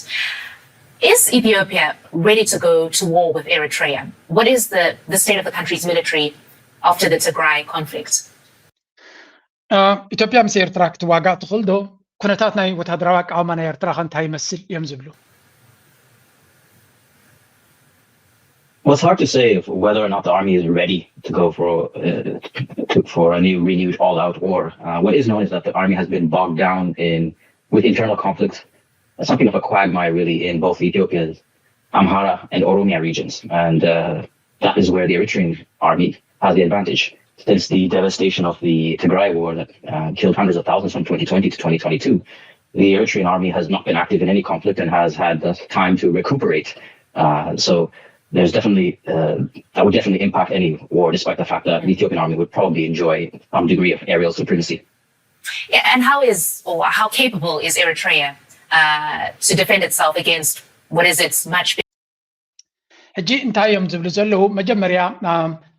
ሰራዊት ናይ ኢትዮጵያ ነዚ ዝብገሶ ዘሎ ኩናት ክዕወተሉ ይኽእል ዶ ኤርትራ ሰራዊት ናይ ኤርትራ ወታደራዊ ኣቃውማ ናይ ኤርትራ እንታይ ይመስል ነቲ ዝመፀ ዘሎ ኩነታት ኢሉ ብናይ ኢትዮጵያ ክጅምር ከሎ ሰራዊት ናይ ኢትዮጵያ ካብ ኩናት ናብ ኩናት ዝኸይድ ዘሎ ኣብ ከቢድ ወጥሩ ዘሎ ንኩናት ድልውነት ኣለዎ ኣብ ኩናት ድማ ክዕወት ይኽእል ኢልካ ክትዛረብ ክብድ ዝበለ ክኸውን ይኽእል እዩ ወይ እውን ድልው ኣለሉ ኩናት ክትብል ክብድ ዝበለ ክኸውን ይኽእል እዩ ወገን ኤርትራ ዋላ እኳ ኣብ ኩናት ትግራይ ኣትዮም ተነበሩ ካብኡ ንድሓር ግን ክሳብ ሕጂ ዝኾነ ይኹን ኩናት ኣብ ኩናት ስለዘየለው ፅቡቅ ዝኾነ ምድላዋት ዝገበሩ ክኾኑ ይኽእሉ እዮም ይብላ ኣሎ ግን ኢትዮጵያ ድማ ምስ ናይ ክልል ናይ ኣየር ሓይሊ ዘለዋ ፀብለልትነት ዘለዋ ናይ ኣየር ሱፕሪዮሪቲ ክህልዋ ይኽእል እዩ ዝብል ዘሎ ኣሜሪካን እስራኤልን ኤር ሱፕሪዮሪቲ ገይሮም ኣብ ኢራን ዘምፅዎ ዘለዎ ለውጢ ድማ ኩነታት ድማ ንሪኦ ኣለና ወይ እውን ብሓፈሻ ድሓን ንሱ ኣሜሪካ ኢትዮጵያ ከም እስራኤልን ኣሜሪካን ንብል ኣለና ኤርትራ ናይ ኣየር ዝኣኽላ ኣፅዋር ኣለዋ ዝኣኽላ ዓቕሚ ኣለዋ ኣብ ምድሪ ይኹን ኣብ ሰማይ ስለዚ እዚ ኩናት እዚ ዓብይ ሾክ ክፈጥር ዝኽእል ምዃኑ ዝርዳእኒ ከም ኤርትራውያን ንፈልጦ ኢና እዚ ኣብዚኣ ኩነታት እዚኣ ዝብልፅግና ዘይተርፍ ተኮይኑ እቲ ኩናት ሕጂ እንተዝብገስ ከማን ኣይምፀላእና ኢና ንብል ስለምንታይ ፀላኢኻ ኣብ ተዳኸመ ግዜ እዩ ክመፀካ ዘለዎ ስለዚ ዘይተርፍ ተኮይኑ እቲ ኩናት ክሳብ ዝውዳእ ክሳብ ዝደላደል ምፅባይ እውን ኣዋፃ ኣይኮነን ስለዚ ሰራዊት ናይ ኤርትራ ይንቀሳቀስ ኣሎ ገለ ክበሃል ከሎ ካብ ምንታይ ዝብገስ ክኸውን ከም ዝኽእል እውን ገምጋማት ኣለና ኣነ ካብ ኤርትራ ዝመፀ ሓበሬታ ኣለኒ ይብለኩም ኣለኹም ግን ምልክታት ኩሉ ንሪኦ ዘለና ነቲ ኩሉ ነንብቦ ዘለና ክንርኢ ከለና ኤርትራ ንከምዚ ዓይነት ዕድል ስቕ ኢላ ክትሕልፍ ትኽእል እያ ክንብል ኣይንኽእል ኢና ሻዕብያ ኩነታት ታይሚንግ ናይ ኩናት ክፈልጥ ዝኽእል ኣብ ዓለም ሻዕብያ እዩ ስለዚ ነዊሕ ተመክሮ እዩ ዘለዎ ንፀላኢ መዓዝ ተሃርሞ ኣብ ከመይ ተሃርሞ ብኸመይ ተሃርሞ ዝፈልጥ ኣነ የለ ናተይ መርገፂ ንፁር እዩ ኣብ ወታደራዊ ኩነታት ንመንግስቲ ኤርትራ እዚ ግበር ክትብሎ ትኽእል ኣይኮነን ወይ እውን ነቲ ሰራዊት ናይ ኤርትራ ከማኽሮ ዝኽእል ሓይሊ የለን ከማኽሮ ዝኽእል ሓይሊ የለን በይናይ ኣጥቅዖም ንህወሓት ንብልፅግና እንታይ ይገብሮም ገለመለ ጥራይ እንታይ ኢና ልቢ ዕብዮም ከይገዝፎም ጥራይ ኢና ንዛረብ ዘለና ልቢ ዕብዮም ሲ ኩናት ገለ ዝሓንስ ከገለገለ ኢሎም ሸለል ከይብሎም እምበር ብኸመይ የጥቅዕዎም ብዙሕ ምኽሪ ዘድልዮ ሰራዊት ኣይኮነን ኣብ ኤርትራ ዘሎ ስለዚ ሓንቲ ሳያ ካልኣይ ድማ ንኤርትራ እንታይ እስከዛ ካልኣይ ትሕቶ ስምዕዋ Would definitely impact any war, despite the fact that the Ethiopian army would probably enjoy some degree of aerial supremacy. Yeah, and how capable is Eritrea to defend itself against what is its much bigger neighbor, Ethiopia? Well, I believe the Eritrean army isn't planning on testing its battle-hardened forces alone. The consensus is that it plans on funding and arming as many of the different Ethiopian rebel factions to serve as a sort of buffer to prevent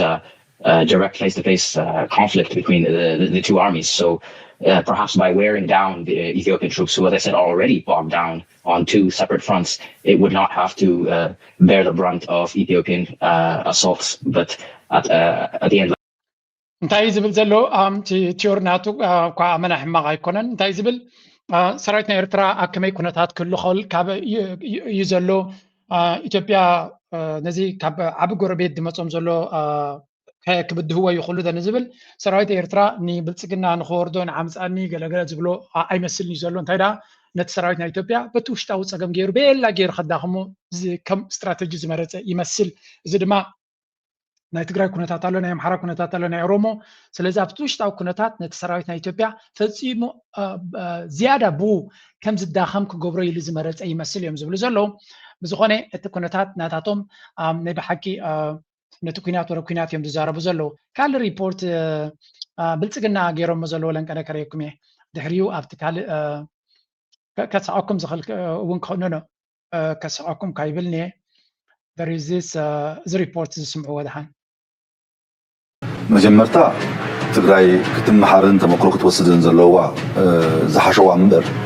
መጀመሪያ ትግራይ መማርና ተሞክሮ መውሰድ ያለባት ከተሻሉ እንጂ ካነሱና ከወረዱት መሆን የለበትም የሚል እምነት አለ። የትግራይ ሰላምና ልማት ይገባል። ሰላምና ልማት በህወሓትና ትግራይ ክልል ረፍት ይፈልጋል፣ ሰላም ይፈልጋል፣ ልማት ይፈልጋል። በበኩላችን የህዝባችን ፍላጎት ለመደገፍ ዝግጆች በሁሉም ክልሎች ንስርሕ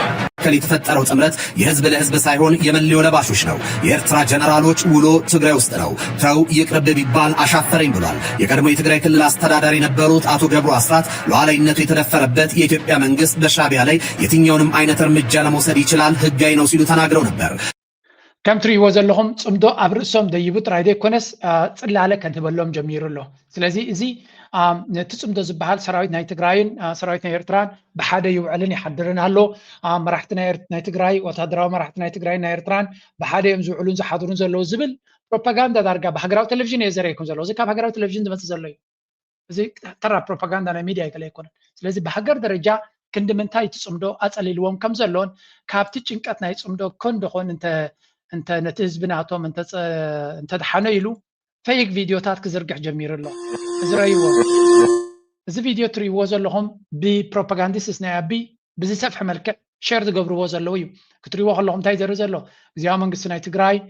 ከምኡ ድማ ህወሓት ኩላቶም ምስ ኣቢ ተራኺቦም ምስ በዓል ጻድቃን ተራኺቦም ዝዕልሉ ዘለውን ዝዘራረቡ ዘለውን ዝመስል ቪድዮ ኢና ንርኢ ዘለና። እዚ ከዓ ንምንታይ ንምፍጣር እዩ ዕርቂ ይፍጠር ከም ዘሎ ገለ ሞራላዊ ድጋፍ ነቲ ህዝቢ ኣብ ሓደ ንምስላፍ ዝግበር ዘሎ እዩ። ሕጂ ነዚ ዝረኣየ ሰብ ክስንብድ ይኽእል እዩ። ኤርትራውያንን ኣምሓሩን ካልኦት ተጋሩን ግን ነዚ ቀልጢፎም እዮም ሪኦሞ ናይ 2024 ቪድዮ ምዃኑ። ስለዚ this is not a new video ክሳዕ ክንደይ ኣብ ጭንቀት ከም ዘለዉ ነቲ ጭንቀቶም ንምግልጋል ዝጥቀምሉ ዘለዉ ታክቲክ እዚ ኮንደኾን ግዜ ንሽምት ኮንደኾን ሰባት ነታልል ንጽምዶ ንምፍራስ ድማ ኩሉ ዓይነት ፈተነታት እዩ ዝግበር ዘሎ። በዚ ኮይኑ በቲ እቲ ንሪኦ ዘለና ኩነታት ከቢድ እናኾነ እናተጠናነገ ከይዳ ኣሎ። ብልፅግና ድማ ዘለዎ ኩሉ ካርድታቱ ኣብ ጣውላ ውሪዲ ዝፃወት ዘሎ ካርድታቱ ንሻዕብያ ርእይዎም ስለ ዘሎ ንህወሓት እውን ካርድታቱ ርእይዎም ስለ ዘሎ እቲ ጉዳይ ሕጂ መን እዩ እቲ ትርር ዝበለ ስጉምቲ ክወስድ ዝኽእል መን እዩ ነዚ ኩነታት እዚ ርዩ ንዑ ዝመጣጠን ስጉምቲ ወሲዱ ነዚ ኩነታት ክቕይሮ ዝኽእል ንግዜ ክንገድፈይና። ካልእ እታ ትዕብዶም ዘላ ዜና በዓላቶም እዮም ኣነ ካብ ዝኾነ ይኹን ምንጪ ረኸብኳን ግን ካብ ኤርትራውያን ምንጭታት ወፂኣ ኢሎም ዝዛረብዋ ዘለዋ እዮም ግን ግርም ሕወሓትን ህግደፍን ኪዳን ኣስመራ ከም ዝኣሰሩ ተገሊጹ።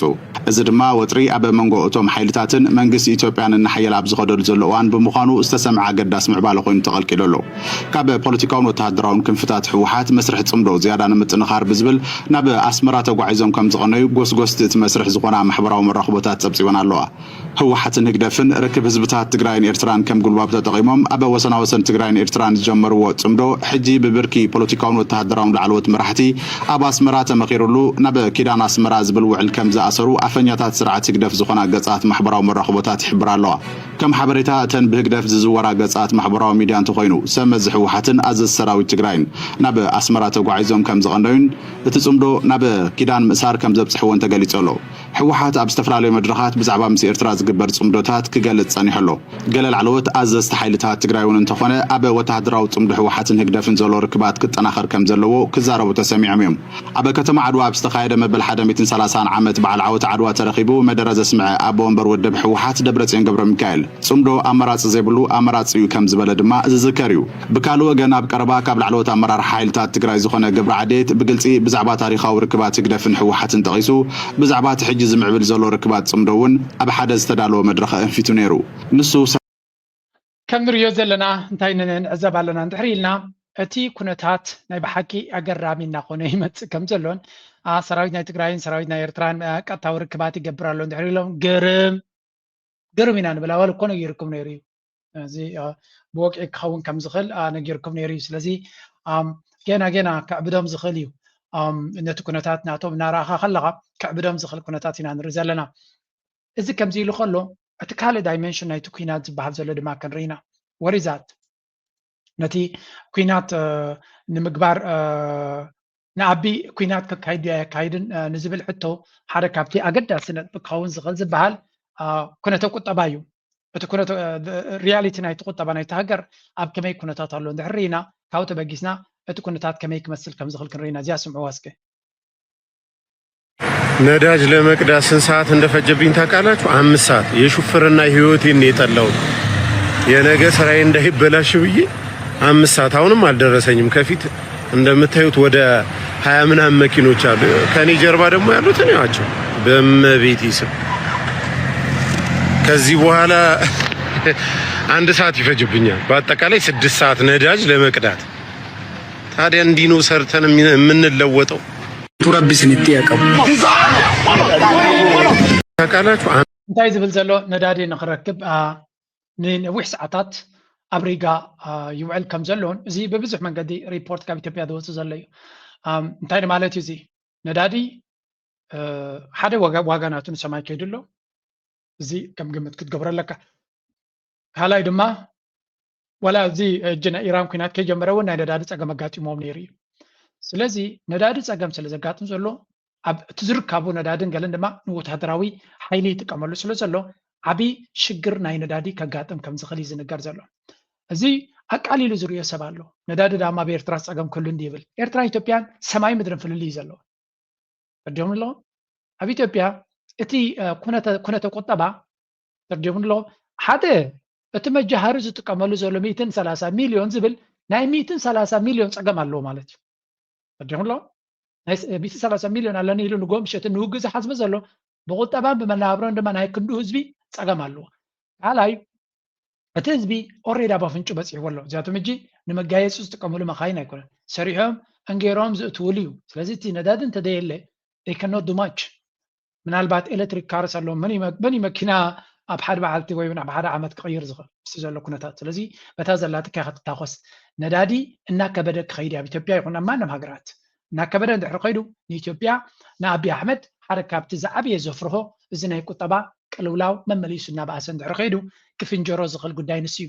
ምናልባት ናይ ተራ ህዝቢ ስቃይ ንዓቢ ከይስምዖ ይኽእል እዩ ትብሉ ኢኹም ካልእ ካብኡ ዝገድድ ፀገም ድማ ኣጋጢምዎ ኣሎ ናይዚ ሰብ እዚ ከበድቲ ፀገማት ጥራይ ዝነግረኩም ዘሎ ናት ላይክ ስ ንሽተይ ፀገም በዝን በትን የጋጥመሎ ኢልና ንዛረብ ዘለና ይኮነ ሲሪየስ ዝኾኑ ፀገማት ብቐሊሉ ድማ ንሱ መፍትሒ ክረክበሎም ዘይክእል ኣርእስታት ኢና ንርኢ ዘለና listen to this one now Stability in the skies is just as important as technology on the ground. When geopolitical tensions suddenly escalate, airlines thousands of kilometers away can feel the impact almost immediately. That is exactly what has happened following the recent escalation of tensions in the Middle East. Within days, Africa's largest carrier, Ethiopian Airlines, was forced to cancel multiple flights, suspend several regional routes, and confront the possibility of losing more than $130 million in weekly revenue. But how can a conflict so far from Ethiopia disrupt one of Africa's most successful airlines? And what does this reveal about the fragile... ዜና እዚኣ ድሓን ኣብዚ ቢቢሲ እውን ወሲኾም ገይሮም ነይሮም መርድእ ስለ ዝኾነት ንብልፅግና እስከ ንእሽተይ ከስማዓኩም ኣብዚ ሰንከት ኩናት ናብ 10 ዝኾኑ መዕርፎ ነፈርቲ ዝገብሮ ዝነበረ በረራታት ብምቁራፁ ኣብ ሰሙን ሚልዮናት ዶላር ኣታዊ ስእን ከም ዘሎ ኣፍሊጡ ኣዜብ ብርሃነ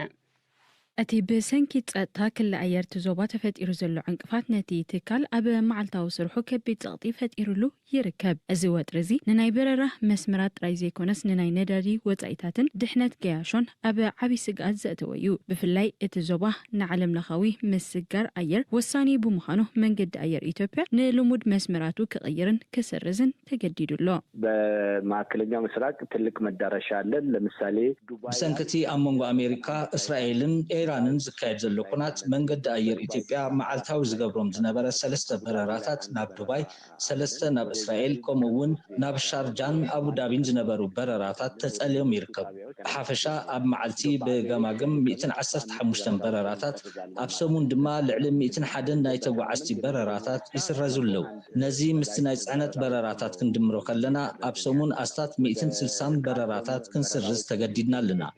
ዝንገደዳለን ማለት ነው እዚ ብሰንኪ መቁራጽ Now this is very interesting. نبحق interesting story you because نبلغنا ويون ኢትዮጵያ ንምሕሳት ገለልና ይኮና but in general እዚ ኩነታት እዚ ካታን ሶም ተቕስዋ ዘለው ንላዕሊ ጌርና ክንሪያ ኣለና ካባት ገድድያ እንታይ ንብል ኣለና ኣብዚ መሲልኩም መጀመርያ ማእከላይ ምብራቅ ቀንዲ ዕዳጋ ናቶም ይሶም ብዙ ህዝብ ኣለዎም ኣብኡ ብዙሕ ዕዳጋ ኣለዎም ኤክስፖርት ናቶም ናበይ ዝኸይድ ቡን ናቶም ናበይ ዝኸይድ ካልእ ነገራት ናቶም ናበይ ዝኸይድ ስለዚ እዚ ኣብ ዱባይ ኣብ ቀጠር ኣብ ዩኤኢ ኣብ ቀጠር ኣብ ኩዌት ኣብ ዖማን ኣብ ባሕሬን ኣጋጢሙ ዘሎ ኩናት ንብልፅግና ብኩሉ መንገዲ ዝጭፍጭፎ ዘሎ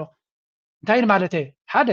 ኢማራት ማለት ቀዳማይ ስፖንሰር ናቱ እዩ ስፖንሰር ናቱ ጥራይ ግን ኣይኮነን ብዙሕ ንብረት ናቱ ቡን ድዩ እኽልታት ድዩ ማይ ድዩ ካል ኩሉ ካብ ኢትዮጵያ ብዙሕ እዩ ኤክስፖርት ዝኸይዳው ካት ዝጠጠው ኢሉ ኣሎ ማለት እዩ ኢትዮጵያን ኤርላይንስ ብዙሕ ተጓዓሲ ብምንቅስቃስ ኣታዊ ዝረኽበሉ ዝነበረ እዩ ተቆሪፁ ኣሎ ነዳዲ ናይተን ኤርላይንስ ዝመፀሉ ዝነበረ ነዳዲ ንላዕሊ ወሲኹ ኣሎ ብሙሉእ እቲ ፍላይትስ መንገድታት ተቐይሩ ኣሎ ትራፊክ ናይ ፍላይትስ ተቐይሩ ኣሎ ስለዚ ብልፅግና ሓንቲ ካብቲ ካሽካ ወይ እውን ልክዕ ከምዛ ፅብቕ ብልፅቲ ትሕለብ ላምናቱ እዛ ኢትዮጵያን ኤርላይንስ እያ ካብዚያ እቲ ገንዘብ ኣምፅኡ ንኩናትን ንዕንደራን በረቕረቑን ዝጥቀመሉ ዘሎ ሓደ ካብቲ ብዙሕ ገንዘብ ዘምፅኣሉ ዘሎ ምስ ቱሪዝም ዝዓብዮ ዘሎ እዚ ኢትዮጵያን ኤርላይንስ እዩ ገስ ወይ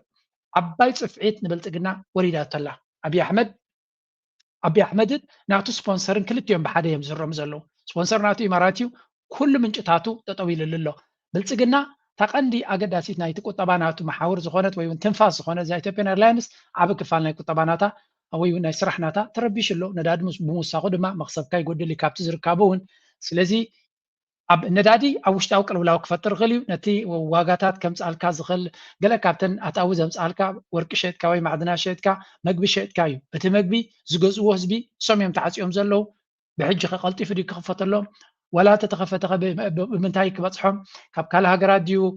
ስለዚ እንታይ ማለት እዩ ብልፅግና ኢን ዲፐር ኢኮኖሚክ ክራይሲስ እዩ ዝኣቱ ዘሎ ኤርትራ እንታይ ኢለኩም ነይረ ነዳዲ ስለ ጠጠው ዝብለላ ዘሎ ናይ ነዳዲ ፀገም ከጋጥማ ይኽእል እዩ ኢለ ተዛሪበ ነይረ የስ ናይ ነዳዲ ፀገም ከጋጥማ እዩ ንኤርትራ በዳትሴት ኤርትራ ናይ ነዳዲ ፀገም ጥራይ ከጋጥማ ዝኽእል ኢትዮጵያ ብሙሉእ እቲ ናይ ነዳዲ ፀገም ከጋጥማ እዩ ብዓቢ ደረጃ ማለት እዩ ሓደ ካልኣይ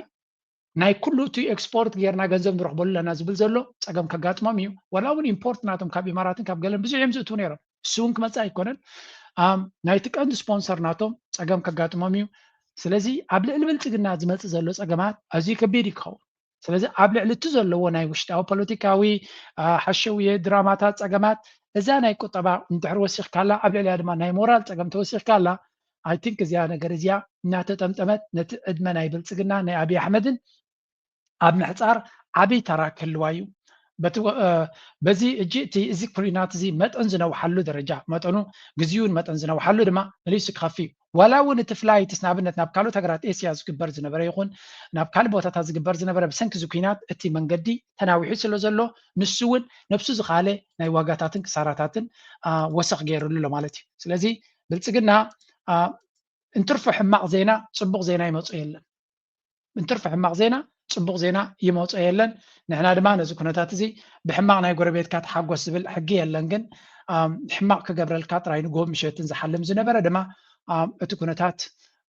ኣብ ከምዚ ዓይነት ስቃይ መፅይዎ ወይ ሽግር መፅይዎ ኢልና ንጭነቐሉን ንሓዝነሉ ምክንያት ድማ የብልና ንሕና ማለት እዩ እዚኣ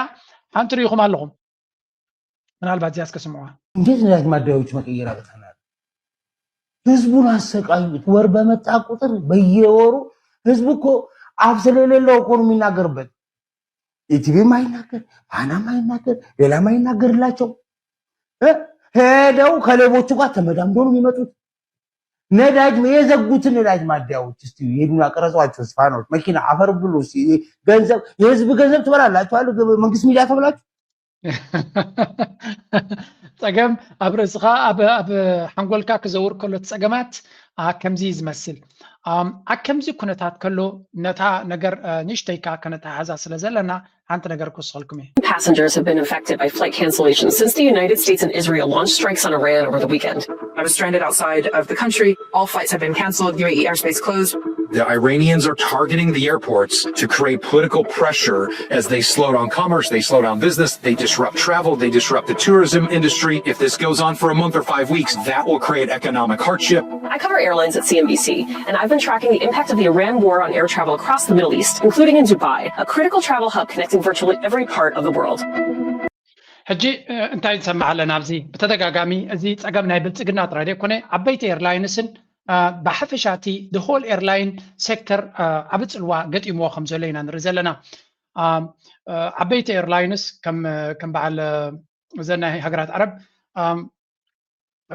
أبزح نجارات بعزونات أنت طويل خمزلون تكون ديبي خمزلون سباد دما أبزح بوتات تعاتيهم جدف جنزب كفيلهم كابت زلوا وشجر نخواتو يسعر خمزلون درجاتي بعلم درجة زلون أي travel industry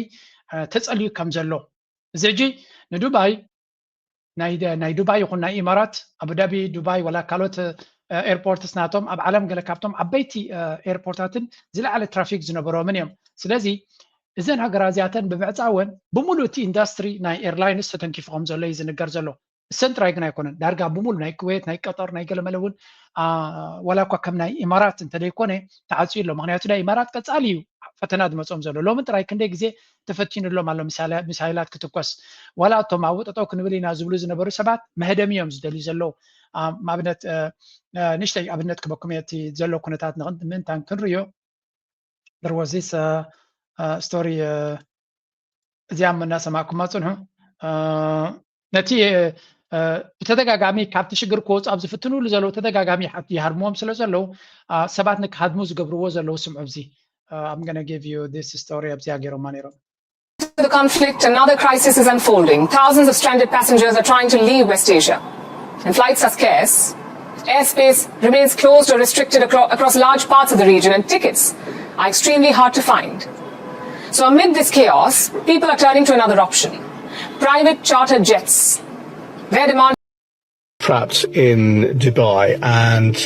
I'm becoming concerned. Now, a lot of people are carrying on with their lives as normal. We had a couple of missile strikes over the last week, and I've lived here for 5 years, and I just want to go back to the UK to. دارجا كم زعينت فيديوهات كاب دبي بزح فيديو دوت زلوا كم يجرنا هنوت نخل من كوس أنا يخل زبلي مغنياتهم أبزيا كم زع خصم واتناكم زي كم زعينت زلوا أجمع نخل سب حدث لزي كونه سب جنزب أما إيت أشحات chartered planes ناوصلوا ببزح جنزب ناخفلوا أقليو 9 شح 220 شح 300 شح كسب 300 شح سب ناخفله كاب دبي كاب كاله هجرات كاب زنقال في ستيتس نكحدم يفتن كم زلون نسو أبزي كعللو دما بتهريب كاب سعودية بعبيت مخاين بلاند كروزراتن كالين مزيوم نتوم سبات كاب وسيدهم شعو بشارترد بلاينس كيروم يهدموهم كم زلو يزنقر زلو سلازي جنزب زلوون عقم زلوون كاب تبوتاتي أم هدام تجميدو خم زلو زي نبل كالنام حنت نقر لزا ستورزيا حجد سمع زلوخو كنقرأكم دعرقين دما كاب دبي دوات اتحبريتا انتايم زبلو زلو مسيلكم إذن travel navigation نايقلت رايدي كونسي أب دبي كالن تايلوتي lucrative business أبتهاجري لكم نيره نسلمتين أب دبي تتوقع لها طولون تقولهم you're right دبي تراي كوننا بتعلم زلو جن ناي دبي business model نبزحات نبزح نجارات كمل سالنا زخل سلزخونه أبزح نجارات كمل سالك زخل نجارات هلو هذا كارتي دبي financial center بحركتكم نسو نمني ودادرو نيرون دحيلكا نسنغافور نسويسرلاند بقطع زودادرو من ابقليو دما حليفهم نيرو مخنياتو ببزح مليونيرات نابزين هاجرات يوم زوحزو نيرو يزبال حجز رياض لو ريبورت دما انتاي بلالو بزحات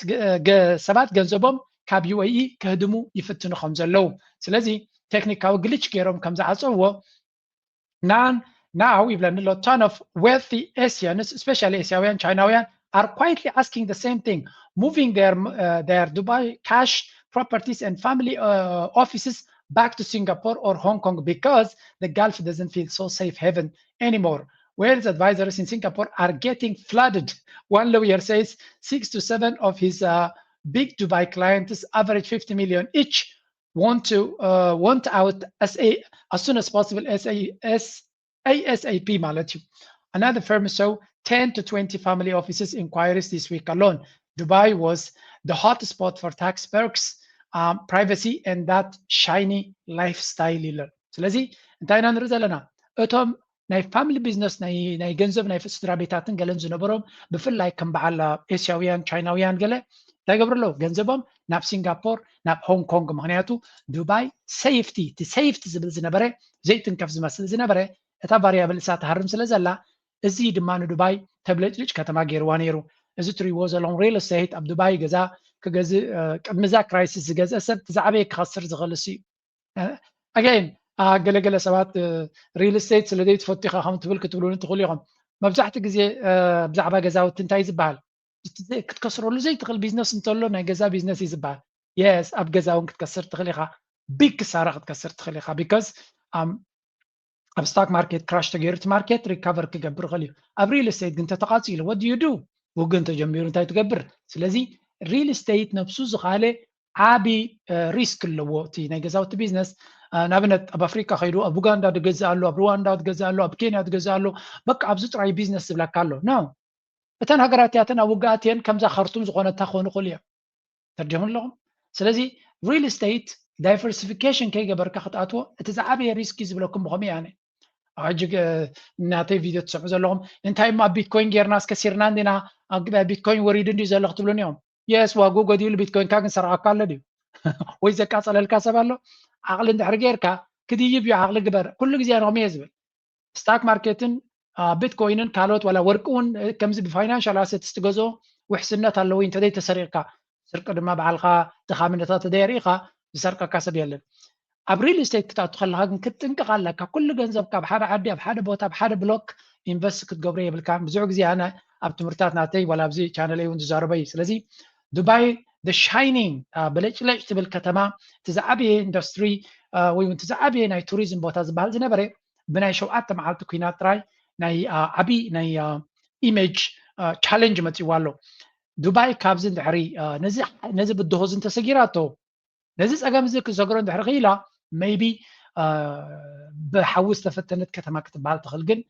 بحجي كتريك سجرو ديا كتوصو ديا أبو ديا تطو كتبل فتنانا كما يكخون نجزيا كنقد فينا دارقا بزح سبقن كابو نكحدم صدف دفي بالكمزلو يوز نقرزلو زيادة ما نقرأ من قدنا كل جزيا خنطقصان دل مغنياتو كل جزيا تصبح قطرة ديكونه نتوكينات بعين قطبا كان ببون تخيل ناون أقداسي ناي دبي كاسلم تايم سألكم اللغو مغنياتو قربيتنا بالسجنا تسفو حليا تريفا كابزي أتوميا كابزي بوتازيو كرغب زخل زنبر ويون بزح انفستمنت ناتو ولا ونت ريل استيت ولا تي ريزورتس قبرو زولا نابتن ابزي حجر زي عب امنا سل زنبرو انتاي قوني بحجينا هنريو تو باكت انتاي بلا فايتر جيتس اسكورت كوميرشال فلايتس as foreigners evacuate the UAE انتاي رول لغ فيديو ابزوان زي اتن نهزبك ابيرو اب دبي تعصيهم نزلو حزبي نخوصا نابنت نروي نفاري تسديدا بناي كوينات نفرت عجيبو من يخدلو من تانكي هرما سلازي زيغاتات كان موصا بزح غيا يزغبر زلو برغص ني كالوت افريقيان كوصي لو خيزغل هاجر كلي كلنيو كمناتي گمگام بلصقنا مع زيغاتات يوم زلو كاوي وصوم دي خونا يوصومن نغزيا نغتفو اتكونتات جن انا كبدنبر انا فخوس زخيز زلو كونتات نريالنا ازي زناي كوينات ناي إيران دما أبزوبانا أبزلوا كل ويا معناته نتنا بلصقنا شبدبد معقتك قبروا لزخل انت لغينو حانت دسات رايا تا جيم تشينجر تبهال دلا دما زي بزي غيرنا بتناتنا خملس تقدرون كلهم إذا كميز بلا عبدانيو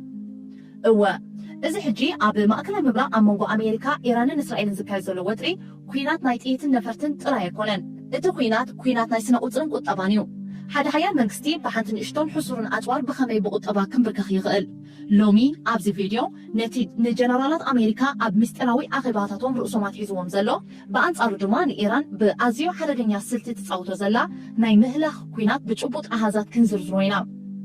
إذا فيديو مودعتا نايتو كوينات ناوي كم زمرح زرقي بموخانو كساب مودعتا نسانا تنحو أب تاريخ عالم كوينات مبزحتو جيزي معنا بعقمي بزلوهم حيلتات إيو زكايد نيرو تانك بتانكي نفارت بنفارت ويدما اتا بزح ገንዘብ ዘለዎ ሃገር ትዕወት ሎሚ ግን ታሪክ ሙሉእ ብሙሉእ ተቀይሩሎ እዚ ሕጂ ንሪኦ ዘለና ልክዕ ከምቲ ታሪክ ዳዊትን ጎልያድን ኮይኑሎ ኢራን ሓደገኛ ምስጢር ተረዲኣ ዘላ ትመስል ንኣሜሪካ ብዓቕሚ ኣፅዋርን ቴክኖሎጂን ክትወዳደረ ከም ዘይትኽእል ተገንዚባላ ስለዚ ንኣሜሪካ ካልእ መፈንጠርያ ኣዳልያትላ ኣላ እቲ መፈንጠራ ድማ ንኣሜሪካ ብውግእ ዘይኮነስ ብቁጠባዊ ክሳራ ብምድኻም ጋሻኣ ምግባር ዝብል እዩ ጸላኢኻ ብጥይት ካብ እትቆትሎ ቦርሱኡ ኣውዲእካ ብኸመይ ተንበርክኾም ቀፂልና ናብቲ ዘገርም ኣሃዛትን ስልትን እቲ ኩናት ብሓባር ንእቶም إيران ኣብ ሕጂ እዋን ሻሃድ 136 ዝበሃላ ጠለፍቲ ወይ ናይ ርእሰ ቅትለት ዝፍጽማ ድሮናት ኣለዋ እዘን ድሮናት ብወታደራዊ መለክዒ ክረአያ ከለዋ ኣዝየን ሕሱራት ኣብ ርእሲ ምዃነን ብቐሊሉ ኣብ ሓፂር እዋን ክፈርያ ይኽእላ ሞተረአን ልክዕ ከም ሳዕሪ መዕፀዲ መቸም እቲ the biggest story ኣብዚ እዋን እዚ ናይ ሻሂድ ድሮንስ እዩ ኮይኑ ዘሎ ሓንቲ ስቶሪ ናብቲ ናትና ክምለስ outside of Ethiopia who were introduced to Abiy Ahmed as this peacemaker winning the Nobel Peace Prize. It's just a bit hard to imagine that this is somebody who's prepared to involve Ethiopia in yet another conflict. Have all diplomatic avenues been exhausted in Addis Ababa trying to secure deals with neighboring countries to get access to the Red Sea? Abiy Ahmed ናይ ሰላም ኖቤል ሽልማት ኖቤል ዝወሰደ በብዙሕ ነገር نعلمنا زت على سبيو جيجن ناب كويناتن ورا كويناتن خير. There are two things here. Number one, the framing that Abiy Ahmed as a peacemaker drives his origin from probably the Nobel Peace Prize, which was awarded to him when what was concretely known for, maybe you said, the diplomatic efforts. There are diplomatic efforts. You see shuttles happening between even the US government by assigning special envoys to the Horn of Africa. They were quite busy. But we still don't know what is being negotiated, what is... بعرف شعب زعبات مسير تراست جبريم زارب زلوجن حنت حطوني رابزيا if I can find it. For Abiy Ahmed's ambition to pursue access to the Red Sea by force. Well, you will be surprised in terms of the media narrative, the elite, including academic and intellectual elite. There is that echoing through the national TV, through this very excessive media broadcasting about it. So there is that support in terms of people expressing their regret about, the way Eritrea seceded from Ethiopia, for example. That has never sat very well among Ethiopian political elite. And so you would think, you would be also misled if you see the narrative on the national TV. On the ground, so Abiy Ahmed and his military will be struggling to galvanize, to coalesce the kind of military support that they did, for example, for the war in the Tigray region. For one... بحفشة أنتايو تزرب زلابزي بحجر درجة نتي بلتقنا بحجر تلفزيونات درجة جيرو بمراحته بخلهم أفتقى بحري إنه الله وحده مخانو جيرو كم من يزفت نزله ببزعد ما يجوز كسر له كتملس كلاجن بايتا كورد خلو نزينا جرزين مفتزعم بفلاي إيرترا زخدوا تلو من قد كم زت عصام أفتقى بحري زخسروا له كنوع من قد خمسين برا بزوح بزارة بلو زلو أتوم أبتكو زلو إليت نزز ربازي بزوح يم زارة بلو أفتحت وريد جن تزبي نزع الجندازي نكواقع له كبيري كون كم تعب جزية كوينات نايتقراي زين برا دقف نخركب كبيري كون زبل سنة موجود يوم زت كم زلو نبع على زيا سب زيا حنتك عبتهم من إيرترا ببزح تسأل أزنا برا سبيا حبجقن ناتا ميديا نبعلو تادي ستاندر زبال أبي أحمد سريزولو سلدو سرزو أتحساس باناتهم كم استغير يزن الجرزلو سلازي بلتقنا أكايداناتو بقول من قدي تقاوم دامبر دقاف سركب زلو حيلي كونن أكن بسألاتي ناقود لازمت أنتم مجمريا بزوح سألاتي حيزل لزبالنا يو انتاي قبر له سمعو بزي وناي مسارات أرجعتين ማረጋገጥበት ሁነኛ ምንጭ ነው ብላም የታላቁ ህዳሴ ግድብን መገንባት ሲጀምር ወትሮም ቢሆን የቅኝ ግዛት ስምምነቶችን እንደማጣቀሻ በመጠቀም ራሷን የአባይ ወንዝ ብቸኛ ገዢ አድርጋ ትቆጥር የነበረችው ግብጽ የሴራና የማበጣበጫ መርቧም አብሮ ተወለደም። በእርግጥ ግብጽ كل جزء ني إيرترا نجبتن بحدا حويسكا متقع كمزي فاشن ناي بلتقنا يقوين زلو إيرترا نجبتن بحدا حويسهم ناي تفقات ناي حماق تكبارات منش كمزخونا إثيوبيا تروح بزلات أجماد مولهم كابزن كلت هجرات كابزون كلت مراحت بفلاي نخلتيهم يوم دمتسو كابزي آتوم زمنش مخانون فانوز جبرم زلو شنز جبرم زلو تجراي وحاز جبرم زلو كله كله منش ناتو كابزي آتوم يزبجس زبل سينما قوت يوم زتكم زلو زدما أمونغ إيرتران جبتون زلو زند ناتات they are pushing it ممليسهم بحدا نكهون كالسنا هز بإيرترا ممليسهم كزنتلون ريالنا هز بإيرترا جبت أويان دفيهم زي دليتو لناس إنه خمسة على سيم زجبر زلو how stupid they are حفرون يوم زياتهم ممليسكا صلاة مبزح ممليسكا قدقات كابع الخاموخاتيو إيرترا دما صبغ تراينا نقول نزي كنت كملت رايزة لنا نساتهم نحنا محازوت كم نركبن شركنات كم نركبن يقبر له أويش تعدهم دما زي سمعوا ጠቅለል ባለ መልኩ እንደው አገሪቱ ያለችበትን ነገር እንደው ካሳየ በሚል ነው። እንግዲህ ኢትዮጵያ ሰሞኑን በየቀኑ አጀንዳ የሚፈለፈልባት ሀገር ናት። ዋና ዋናዎቹን አነሳለሁ። በኦሮሚያ ክልል ምስራቅ አርሲ ሻርካ ወረዳ እየተፈጸመ ያለው የኢትዮጵያ ኦርቶዶክስ ተዋሕዶ እምነት ተከታዮች ግድያ በማባራ መልኩ አሁንም ዛሬ ስቱዲዮ ከመግባታችን በፊት ከሰዓታት በፊት እንደዚሁ ከዛው አካባቢ በሌሊትም የሚደውሉልን ሰዎች አሉ፣ ድረሱልን እያሉ የሚደርስላቸው የለም። እንግዲህ ሳምንት ሊሆነው ነው። በየቀኑ ሰው እየተገደለ ነው። የአማራ ፋኖ ብሔራዊ ንቅናቄ መግለጫ ወጣበት። የኦሮሞ ነጻነት ሰራዊት ኦላም እንደዚሁ ድርጊቱን ያወገዘበት የኢትዮጵያ እዚያ ዘረባ እዚያ በብዙሕ መንገዲ ትዝረብ ዘለያ ሓንቲ ካብቲ ምናልባት ኢትዮጵያ ካብ ምብትታን ከጥሕና ዝኽእል እዩ ዝበሃል ዘረባ እንተሎ እዚ ሕጂ ንሰምዖ ዘለና ኢና። ኣብዚ ኣርሲ ዝበሃል ኣብ ክልል ኦሮሚያ ኣብ ልዕሊ ተወለድቲ ኦሮሞ ከምኡ ድማ ኣብ ልዕሊ ተኸተልቲ እምነት ኦርቶዶክስ ዝኾኑ ተወለድቲ ምሓራ ብዙሕ ዝኾነ ግፍዒ ብኩሉ መንገዲ ግፍዒ የጋጥምን ብዙሓት ይቅተሉ ከም ዘለውን እዚ ናይ ኣምሓራ ሚድያታት ድማ ብብዙሕ ግዜ ዝዛረበሉ ዘሎ እዩ። ፋኖ ድማ ብብዙሕ ግዜ ምዕፅንታ ዝገብረሉ እዩ። እንትኾነ ነዚ ጉዳይ እዚ እቲ ናይ ኦኤልኤ ኦሮሞ ሊበሬሽን ፍሮንት ወይ ከዓ ትሸነ ዝበሃል ዓብ መግለፂ ውፅኡ እዞም ተኸተልቲ እምነት ኦርቶዶክስ ኣብ ኣርሲ ዝበሃል ከተማ ኣብ ክልል ኦሮሚያ ዝቅተሉ ዘለዉ ናይ ብልፅግና ኣዳኸርትን ሸፋቱን ዝቀትልዎም ዘለዉ እምበር ንሕና ካብ ናይ ሸነ ናይ ኦኤልኤ ኦላ ተቃለስቲ ንዓታቶም ንሓርም የለናን እዚ ብልፅግና ኣብ መንጎናን ኣብ መንጎ ማሕራን ፀገም ንክፈጥር ዝጥቀመሉ ዘሎ ቦምቢ እዩ ብምባል ሓደ መግለፂ ውፅኡ ነዚ ጉዳይ እዚ ከም ዝኮነኖን ናይ ብልፅግና ስራሕ እምበር ናትና ናይ ሸነ ስራሕ ኣይኮነን ብምባል ነቲ ጉዳይ እቲ ንህዝቢ ማሕራን ንቃልሲ ፋኖን ከም ዝመለሰ ስለዚ ፋኖን ሸነን እውን ምትእስሳር ይገብሩ ኣለዉ። እቲ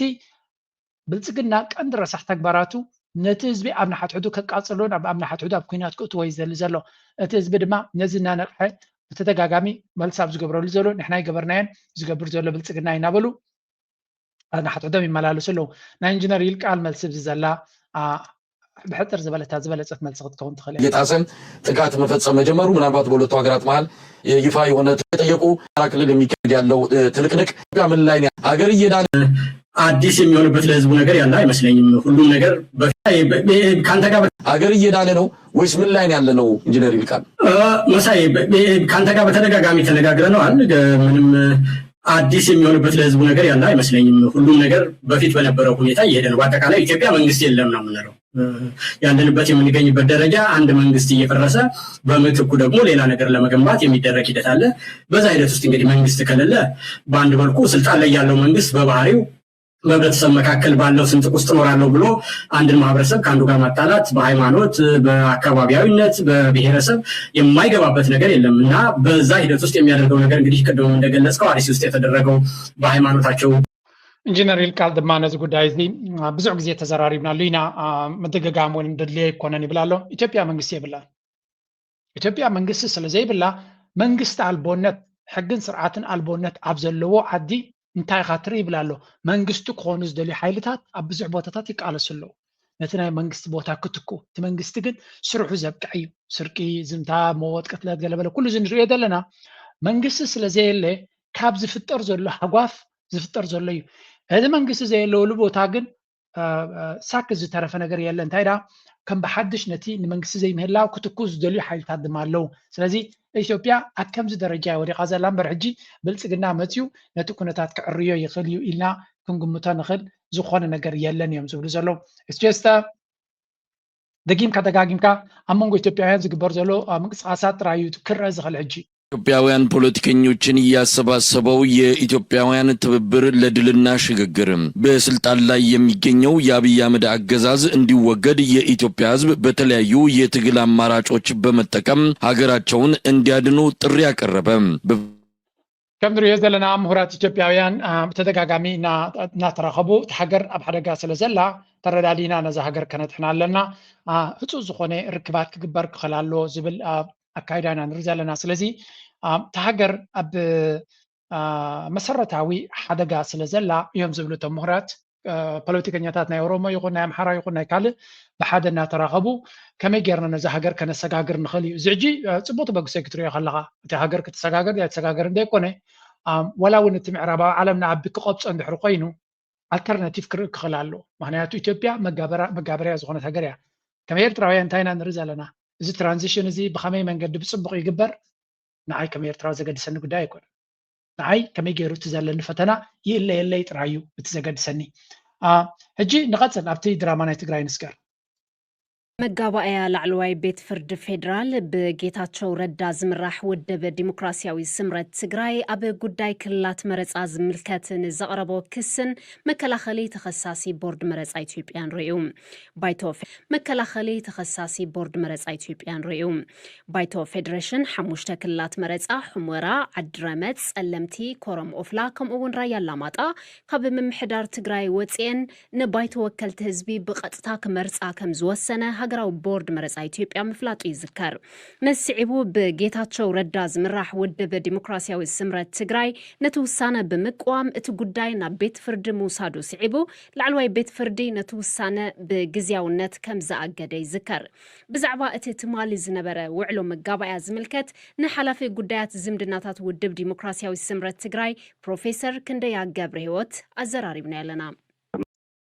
كم تري وزر لهم ناي تجراي تي بيت فردي زبحال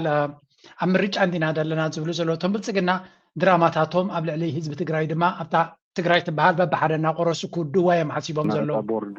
زاناي خمشتين متى كلات تجراي زوجو مجلس المسجدنا كم ودو سمرت بزعة تجراي ميزان ثالث رجنا تناينا فرديت ابن نيرو تناي فرديت ابن تاع مالي وصي مالتي حتى فتو ابن هذه وسهله مرت ابورد خاصنا احنا مرت ابورد مبري تمطيو حتى مالي مرت ابورد يا مبري مصحف قريبه مالو مصحف الاولون انا وصحنا احنا قلنا رجعنا احنا وصحوا كذلك مقاعيه عندنا قطالي مقابيت خلطه قطالي مقابيت خلطه تلوات قصري كم تري وزر لهم تصوتاتات كميو صنحي لهم دما بحق بيت فردي نتو كنتات ريو بلصقنا مالتي ابي نتا كنتات كلها مسرايا دي تواصو تخينو بقى قديفنا لنا تخص جيجا تبوسانه بيت فرد زغبرون فيدريشن مكر بيت زغبرو غلا كله جيجا نير غليلو تحدم كفتني سول جيم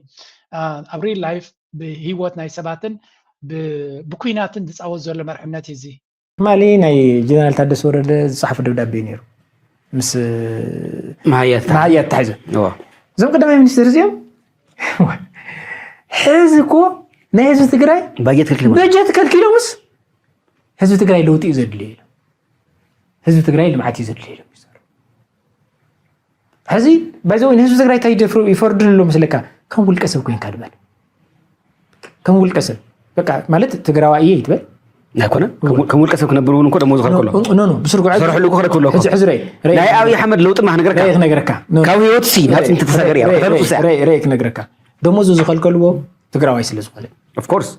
بمننته باي ذا واي اوف كورس كل ነገር دمو زخل كله حزو كينا تزخفتو له زلو شدشت از حزم زمص زلو تجراوي سلازخله ስለዚህ ናይ ትግራይ ጉዳይ ብርክት ዝበሉ አካላት مس حواحد كتحزبو يفتون السمون كم اللي مزقور نيرو مالت اي تاتاش مسي تدغاغي الناس صبو زمزا خي حنت توسن انبوت كو كان دغنا مالسي ابي احمد بغلص يصرا تግራይ وفيرو حزي كون زمزلو قدم يلون اوروما رايلو تግራይ امصاب ازيو تارجيت زغبره مرحي صرا تግራይ ኮይኑ ዝወቀለ ሰቢ ሓንቲ ነገር ክንዛረብ ንኽእል ህወሓት ትበሃል ፓርቲ ኣጥዩ ኣዝዕብየት ተመን ምዃን ንፈልጥ ኢና ኣብይ ኣሕመድ ትክክል እዩ ኣብቲ ስታት መምርሖ ዝነበረ ፓርቲ ነይሩ ኣብ ኢህኣዴግ ዝበሃል ፓርቲ ነይሩ ኣብ ዓብዪ ግን ዝዝገበል እዚ ትግራይ ከጥፍእ ናብ ፓወር ክመፀሉ መንገዲ እዚ ትግራይ ታርጌት ገይሩ ይመፅዩ ኣብ ትግራይ ክሊር እዩ ስርዓት እዚ ኦሮሞ ላይ ልመፅእ ከሎ እዚ ንኦሮሞ ንምሓራ ፈትይዎም ወይ ገለመለ ኣይኮነን ንትግራይ ናብ መፃ ምእታው ናይ መጀመርያ ስትራቴጂ ገይሩ ዝመፀ ሓይሊ እዩ ናይ ኣብይ ኣሕመድ ሓይሊ ሓደ ጀኖሳይድ ፈፂሙ ኣክቲቭ ዝኾነ ጀኖሳይድ ፈፂሙ ናብ ትግራይ ድሕሪ ውዕል ፕሪቶሪያ እውን ሰላሕታዊ ፅንተት ይፍፅም ኣሎ መሬትና ይመለሰን ባጀት ነባ ከይንረክብ ይገብር ኣሎ ነዳዲ ከይንረክብ ገይሩ እዩ ኢኮኖሚያዊ ኩናት ተጠቂሙ እዩ እቲ ወታደራዊ ኩናት ድሕሪ ፕሪቶሪያ ደው ኢላ እንታይ ቀፂሉ زناي بوليتيكا خوينات قصيلو لا قطبا خوينات قصيلو سنول بنا خوينات قصيلو تجري نايم بتان بروجكت مالتي قصيلو مالتي تجري نايم مطفى بروجكت قصيلو صلاحته وصنت قصيلو حزق انت يقبر له ناو نطف جينوسايد كساغر بعل اوجو مصيو امرتنا خيبنا له خيبنا زلكو فرق مريتنا ون وريد حيزلو يس حزي اذا كل زربا حنت نغير يا ترداكا كم مجمريو ابي احمد كمص خلو نعاتاتهم نتግራይ ታርጌት ገይሩ መጽዩ ድሕሪው ንትግራይ ንምህራም حنساب مسحده እና ተሻረኸ ይኸይድ ነይሩ ስለዚ እታ ዘረባናቶም ሓንቲ ነገር ጥራይ ታመልስናታ ተጋሩ ጸላእዮም ጽቡቅ ገይሮም አይፈልጡ ተጋሩ ጸላእዮም ቀዳማይ ካብ መጀመርያ ክሳብ ሕጂ መሓዙትና ቀይረ ዝሃርሞም ዘሎ ሓደ ሰብ እዩ ሓደ ስርዓት እዩ ابي احمد سرعتني كلا يكون محازوت كغير خل امحرا كحز خل اوروما كحز خل زيرترا كعرا خل مسيمارات كون خل ناب قطر كخيد خل ناب ترك خيد خل هذا صلاح يغنالو محازوت نامصه زرايت نامصه زرمم زلو سلازي they better focus on that زيا تاغداسيت ملصق انت وهيبان يراينا زيا سلبطا حصوت مدنغار كمزدا مساله اب تاريخنا اثيوبيا وانت راي فلطني فرنسا مسانا الله أمريكا مسانا الله أجوهم يوم دولنا دلو إمارات مسانا الله نابلكا تقبر زرباتات إذن كم زيتاتن دا مسألة بروباغاندا خيرم دلوهم نا أمريكا خنكسس أيقونان أوروبا خنكسس أيقونان كم زيدا مسألة زنبع بوليسيتات دي دلي قلولات نايزوبا فتر دخيل كأنان مزمورن كدو كبل دلوهم كم زيدا مسألة حدقنيا كأنا خمزة مسألة سلبطا مدنغار دو كبل دلون وانا صحفي بس حوات ملغت انتايلين تايبلنا يقدشناني اما ودعتا نزي نا عقل سبت سلبطا سلدغونه نزغونه سب مغلصو وين سلازي يدليو كيلو خنطمت كنكلالنا زين كم زيتاتن مغلصيتات شاقلوت كفترلنا يبلون سكفتا خلونا يبلون. There you go. Next topic.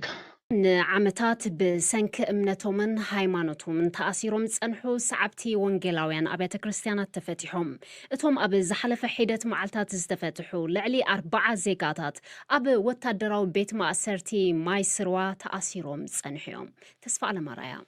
እቶም ኣብ ዝሓለፈ ሒደት መዓልታት ዝተፈትሑ ልዕሊ 40 ዜጋታት ኣብቲ ኣብ ከባቢ ኣስመራ ዝርከብ ወታደራዊ ቤት ማእሰርቲ ማይስርዋ ተታሒዞም ጸንሖም ኣብ ዝቐረበ እዋን ብኣማይት ዝቁጸሩ ብተመሳሳሊ ኣገባብ ተኣሲሮም ዝነበሩ ኣባላት ናይተን ዝተኣገዳ ኣብያተ ክርስቲያን መፍትሖም ይዝከር ኣፈለማ ናይዚ ዓመት ኣብ ዞባ ጋሽ ባርካ ኣብ ዝርከቡ ኣብያተ ማእሰርቲ ዝነበሩ 13 ኣመንቲ ተለቂቖም ነይሮም ኣብ ወርሓት ሕዳርን ታሕሳስን ናይ 2025 ድማ ብዘይ ክስን ሕጋዊ መስርሕ ፍርድን ዓመታት ተኣሲሮም ዝነበሩ ኣስታት 100 ሰዓብቲ ዝተፈላለየ ሃይማኖታት ብተመሳሳሊ ኣገባብ ወፅዮም እዮም ዘይካዚን ኣስታት 18 ዓመታት ኣብ ማይስርዋ ተኣሲሮም ዝነበሩ ነጋዶ ኣባላት ሓይልታት ጸጥታ ከምኡውን ካልኦት ሞያውያን ዝርከቦም ሓያሎ ሰባት ተፈቲሖም ምንባሮም ኣይርስዕን ካብቶም ኣብ ዝሓለፈ ቀዳመ ሰንበት ተፈቲሖም ናብ ስድራ ቤታቶም ዝተፋነዉ ግዳያት ማእሰርቲ ደቂ ኣንስትዮን መጻምድትን ዝርከቦም ምዃኖም እቶም ምንጭታት ጠቂሶም ኣብታ ሃገር ፖለቲከኛታት ጋዜጣ እዚ ዝሓበሬታ ንሰምዖ ዘለና ከም ኤርትራዊ ኮንካ ክትሰምዖ ከለኻ ናይ ብሓቂ ተስፋ ዝህብ ዜና እዩ እሱራት ክፍትሑ ኣለዎ ንፖለቲካ ናይ ኤርትራ ንመንግስቲ ኤርትራ ሓደጋ ዝፈጥሩ ዘይኮኑ ኤርትራውያን ዝተወሰነ ግዜ ተኣሲሮም